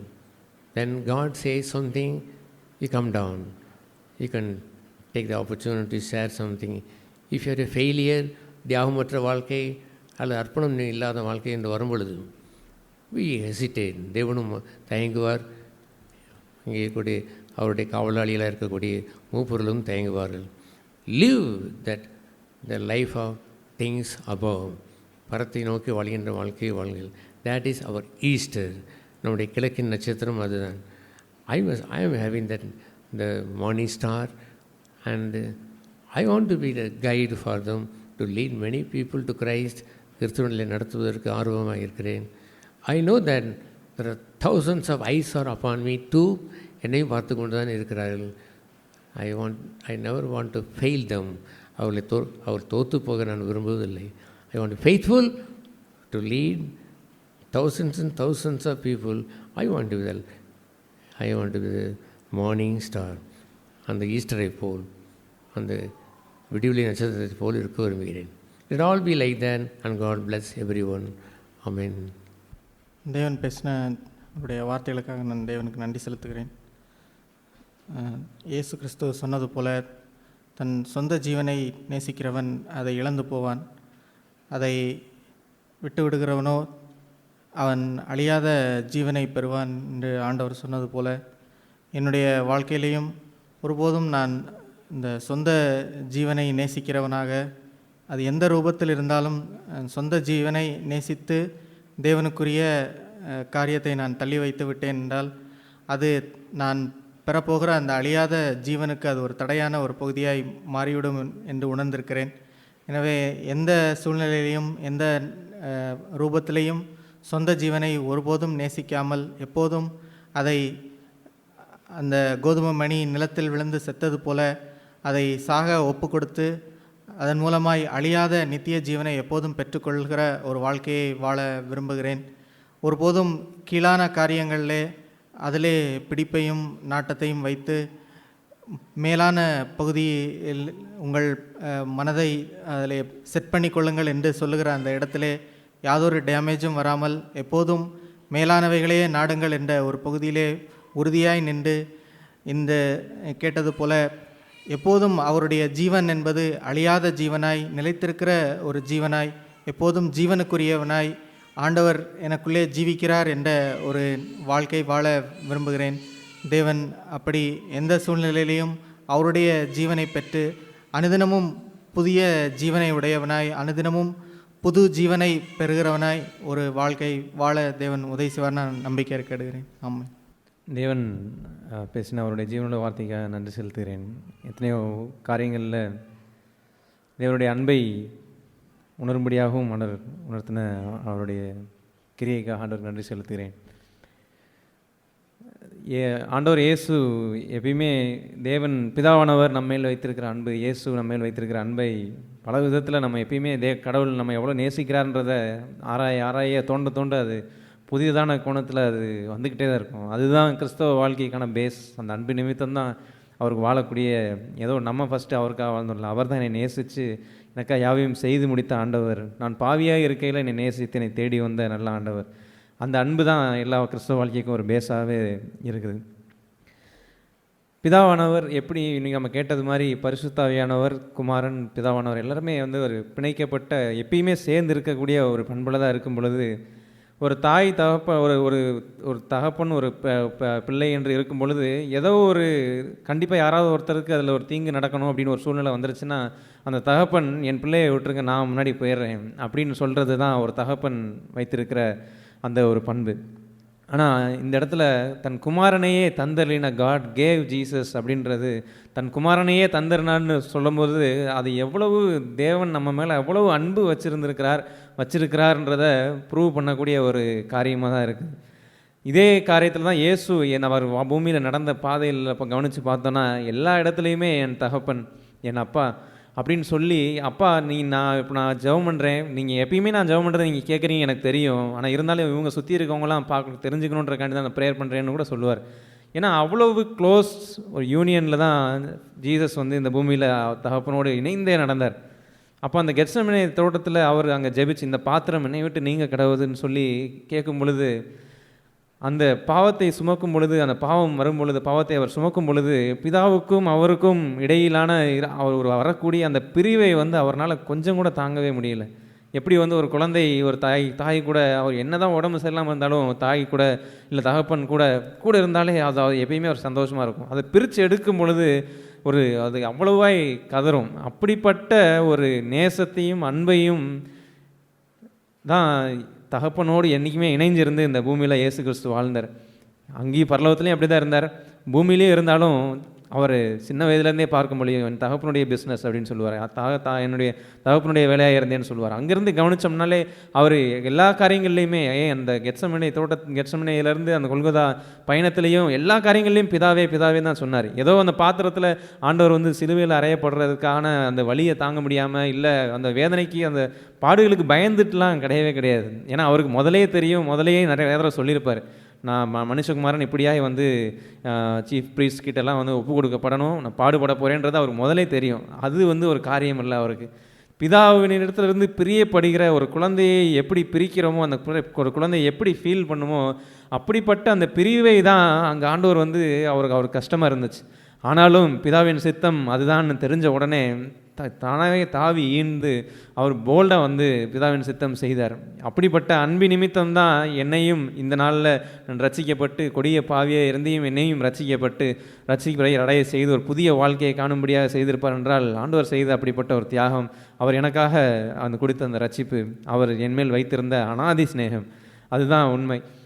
நீங்கள் நம்ம கேட்டது போல் அந்த நியூனஸ் ஆஃப் லைஃப் ரோமர் 6 படித்தது எனக்கு என்னுடைய தனிப்பட்ட ஜீவியத்தில் எனக்கு சேலஞ்சாக இருந்தது. ஏன்னா இந்த மாதிரி வாழ்க்கைலாம் வாழ முடியாது, வாழ்கிறது கஷ்டம், இதெல்லாம் ப்ராக்டிக்கல் கிடையாது அப்படிங்கிற மாதிரி ஒரு தாட்லலாம் இருந்திருக்கிறேன். ஆனால் கிறிஸ்து எனக்காக, நான் பழைய மனுஷனை அடக்கம் பண்ணிட்டேன், நான் புது வாழ்க்கையை எனக்கு கொடுத்துட்டாரு, எனக்கு நீ இந்த புது வாழ்க்கையில் ஒரு நியூனஸ் ஆஃப் லைஃப், என்னால் வாழ முடியும் அப்படின்ற ஒரு நம்பிக்கையை கொடுத்த நல்ல ஆண்டவர். அவர் உயிர்த்தெழுந்த அந்த வல்லமை நம்ம ரோமர் 8 இன்னைக்கு தியானித்தது மாதிரி அந்த உண்மையிலேயே என் லைஃப்பில் எப்பயுமே சேலஞ்சாக இருக்கக்கூடிய ஒரு காரியம். அவரை உயிர்த்தெழ செய்தவருடைய ஆவி நமக்குள்ளே இருந்தால் அது என்னன்னா, சாவுக்கேதுவான இந்த சரீரத்தில் ஒரு நன்மையும் வாசம் இல்லை, தீமை செய்யறதுக்கு மட்டும்தான் அறிந்திருந்த இந்த சரீரம் சாவுக்கேதுவான இந்த சரீரத்தையும் உயிர் பெற செய்ய வல்லமையுள்ள அந்த பரிசுத்த ஆவியானவருடைய கிரியை, அந்த ஆவியானவருடைய கிரியை எனக்குள்ளார் அவர் மூலமாக என்னுடைய இந்த சாவுக்கு ஏதுவான அந்த சரீரத்திலேருந்து நான் உயிர் பெற முடியும் என்பது எனக்கு பயங்கரமான ஒரு சேலஞ்சாகவும், அது என் வாழ்க்கையில் அபியாசப்படுது, அது என் வாழ்க்கையிலேயுமே அது ஜீவனாகவும் மாறினதெல்லாம் நிறைய காரியங்கள் நான் நினைச்சு பார்த்து ஆண்டவருக்கு நன்றி செலுத்துகிறேன். அப்படி தான் ஆண்டவர் என் லைஃப்லையுமே அவர் என் லைஃப்பில் இடைப்பட்ட பொழுது எத்தனை இந்த காரியங்கள்லாம், இந்த பழக்கங்கள்லாம் என் வாழ்க்கையிலிருந்தே போகும் அப்படின்னு நான் இமேஜின் பண்ணி கூட பார்த்ததில்லை. ஆனால் அது எல்லா காரியங்களையும் தேவன் அவர் என்னுடைய இந்த சாவுக்கு ஏதோ அந்த சரீரத்தில் செயல்படுத்தினார். அவருடைய வல்லமையினால் அது எல்லாத்துலேருந்து விடுதலையை கொடுத்ததெல்லாம் நான் பார்த்து இந்த நாள் வரைக்கும் எப்போ திரும்பி பார்த்தாலும் அதை நான் நன்றி சொல்கிறத தவிர வேறு எதுவுமே எனக்கு சொல்ல முடியாது. இப்படிப்பட்ட ஒரு ஜீவனுள்ள தேவனை நாம் பெற்றிருக்கிறோம். சும்மா ஜீவனுள்ள தேவன் இல்லை, உண்மையிலேயே ஜீவனுள்ள தேவன், அவர் ஜீவிக்கிறார். இந்த நாள் வரைக்கும் கூட இருந்து நடத்துகிற நல்ல தகப்பனை நாம் பெற்றிருக்க, இப்படிப்பட்ட ஒரு விடுதலையான ஒரு வாழ்க்கையையும் நாம் இந்த நியூனஸ் ஆஃப் லைஃப்பில் ஒரு புதிதான ஒரு ஜீவியம் வாழ்வதை அனுதினமும் அதை தரித்து கொண்டு நம் வாழ்வதை தான் நம் இந்த நாள் வரைக்கும் இதை பழைய மனுஷன் தீமை செய்கிறதுக்கும் அநீதியான காரியங்கள் செய்கிறதுக்கும் ஒப்பு கொடுத்த இந்த அவயவங்கள் எல்லாத்தையுமே நீதி செய்கிறதுக்கு ஒப்பு கொடுக்குற ஒரு அழகான ஒரு வாழ்க்கையை தான் ஆண்டவர் நமக்கு வச்சிருக்கிறார். இந்த வாழ்க்கையை அனைவரும் வாழ்ந்து இதை சுதந்திரிக்கும்படியாகவும் இந்த நாள் வரைக்கும் அப்படி நடத்தின ஆண்டவருக்கும் நான் நன்றி செலுத்துகிறேன். அப்படி தொடர்ந்து இந்த ஜீவியத்திலையும் நிலைவரமான ஆவியை தந்து நிலைத்திருக்கக்கூடிய ஒரு ஜீவியத்திலையும் நடத்துவார் என்று நம்பிக்கை இருக்குது. சரி, ஆமென். கர்த்தருக்கு ஸ்தோத்திரம். சகோதரர் மூலமாக கர்த்தர் பேசின வார்த்தைக்காக கர்த்தருக்கு நன்றி செலுத்துகிறேன். இன்றைய தினமும் கர்த்தர் கிறிஸ்துவின் அவருடைய சாக்ரிஃபைஸ், அவருடைய தியாகத்தை பொறுத்து அதன் மூலமாக நாம் பெற்ற நன்மைகளும் அதுக்கு நாம் கீழ்ப்படிந்து வாழ்ந்து அதில் நம்ம ஒப்பு கொடுத்து வாழ வேண்டிய நம்மளுடைய ஜீவியத்தோட முக்கியத்துவத்தையும் வலியுறுத்தினதை நான் உணர்ந்திருக்கேன். முதலாவதாக சகோதரர்கள் அவர் எப்படி ஒரு கெத்சமேனையில் ஒரு பாடுபட்டு ஒரு தியாகம் செய்து, தியாகம்னு சொல்கிறப்ப யோவான் 1ஆவது அதிகாரத்தில் அவருடைய தியாகத்தை பற்றி எழுதியிருக்கும். அவர் தன் சொந்தமானவர்களிடத்திலே வந்தார், ஆனால் அவரை ஏற்றுக்கொள்ளவில்லை அப்படின்னு சொல்லி எழுதியிருக்கும். தன் ஏற்றுக்கொள்ளப்படாத ஒரு இடத்துக்கு வந்து தன் ஏற்றுக்கொள்ளாத ஒரு மக்களுடைய பாவத்தை சுமந்து தன்னுடைய பிதாவுடைய முகமும் அவருக்கு மறைக்கப்பட்டு ஒரு கொடிய மரணத்தை நமக்காக அவர் சந்தித்து நம்மளுடைய ரட்சிப்புங்கிற மீட்பை நமக்காக பெற்றுக் கொடுத்தார். அந்த மரணத்திலிருந்து தான் அவருடைய நாமத்தில் விசுவாசமாக இருக்கிற எல்லாருக்கும் அவருடைய புத்திரர் என்று அந்த அடையாளத்தை அவர் நமக்கு வாங்கி கொடுத்தார். அத்தகைய ஒரு தியாகத்திலிருந்து தான் நமக்கு அவரோட இணைக்கப்பட்ட ஒரு வாழ்க்கை கிடைக்கிது. அந்த இணைக்கப்பட்ட வாழ்க்கையில் நம்ம பழைய மனுஷனை முழுசாக கலந்து போட்டு புதிய மனுஷனுக்குரியதை தரித்து கொள்ளணுங்கிற ஒரு பெரிய ஒரு பொறுப்பும் ஒரு பங்கும் நமக்கு இருக்கிறதுங்கிற நான் இன்றைக்கி உணர்வடைந்தேன். பழைய மனுஷனுக்கு உண்டானவைகள், போட்டி, பொறாமைகள், இச்சைகள் எல்லாம் கொடுத்து இந்த விண்ணுக்குரிய ஒரு நல்ல பண்புகளையும் ஈவுகளையும் இந்த சரீரத்தை அநீதிக்கு ஒப்பு கொடுக்காமல் நீதிக்கும் தேவனுக்கென்று ஒப்பு கொடுத்து வாழணும். அத்தகைய வாழ்க்கையில் மேலும் மேலும் வளர்ச்சி அடைஞ்சு அப்புறம் அதிலிருந்து என்னுடைய ரசத்தை நான் மற்றவங்களுக்கு பகிர்ந்து கொடுக்கணுங்கிற ஒரு பண்பையும் நான் தெரிஞ்சுக்கிட்டேன். அத்தகைய ஜீவியத்தில் தேவன் மேலும் மேலே என்னை வளர கிருபை செய்யணும். நம்ம எல்லாருக்கும் தேவன் உதவி செய்வார். ஆமென். கேட்ட வார்த்தைகளுக்காக ஆண்டவரிடத்திலே நாம் ஜெபம் செய்வோம். பரலோபிதாவே, இந்த நாளிலேயும் நீர் எங்களிடத்திலே பேசின வார்த்தைகளுக்காக உமக்கு நன்றி ஆண்டவரே. ஆண்டவரே, நாங்கள் எப்போதும் மேலானவைகளே நாடுகிறவர்களாக, ஆண்டவரே, எப்போதும் பரத்துக்குரிய காரியங்களையே பார்க்கிற அந்த பார்வையை விட்டு ஒருபோதும் மாறாமல் நிலைத்திருந்து வாழ உதவித்தாரும் ஆண்டவரே. ஆண்டவரே, உம்முடைய ஜீவனிலே உயிர்த்தெழுதலின் உம்முடைய வல்லமையை நாங்கள் பெற்று அனுதினமும் நாங்கள் உம்முடைய புதிதான அந்த ஜீவனை சுதந்திரிக்கிற அந்த வாழ்க்கையை எப்போதும் அழியாத அந்த ஜீவனை பெற்றவர்களாய் நாங்கள் இந்த உலகத்திலே வாழ உதவித்தாரும் ஆண்டவரே. உம்மை குறித்த உம்முடைய அன்பையும் குறித்த அந்த வைராக்கியத்திலே ஒருபோதும் குளிர்ந்து விடாமல் எப்போதும் அனல் கொண்டு இருக்க உதவி செய்யும் ஆண்டவரே. மீட்பு ரட்சகருமாகிய இயேசு கிறிஸ்து மூலம் வேண்டிக் கொள்ளும் பரலோக பிதாவே. ஆமென்.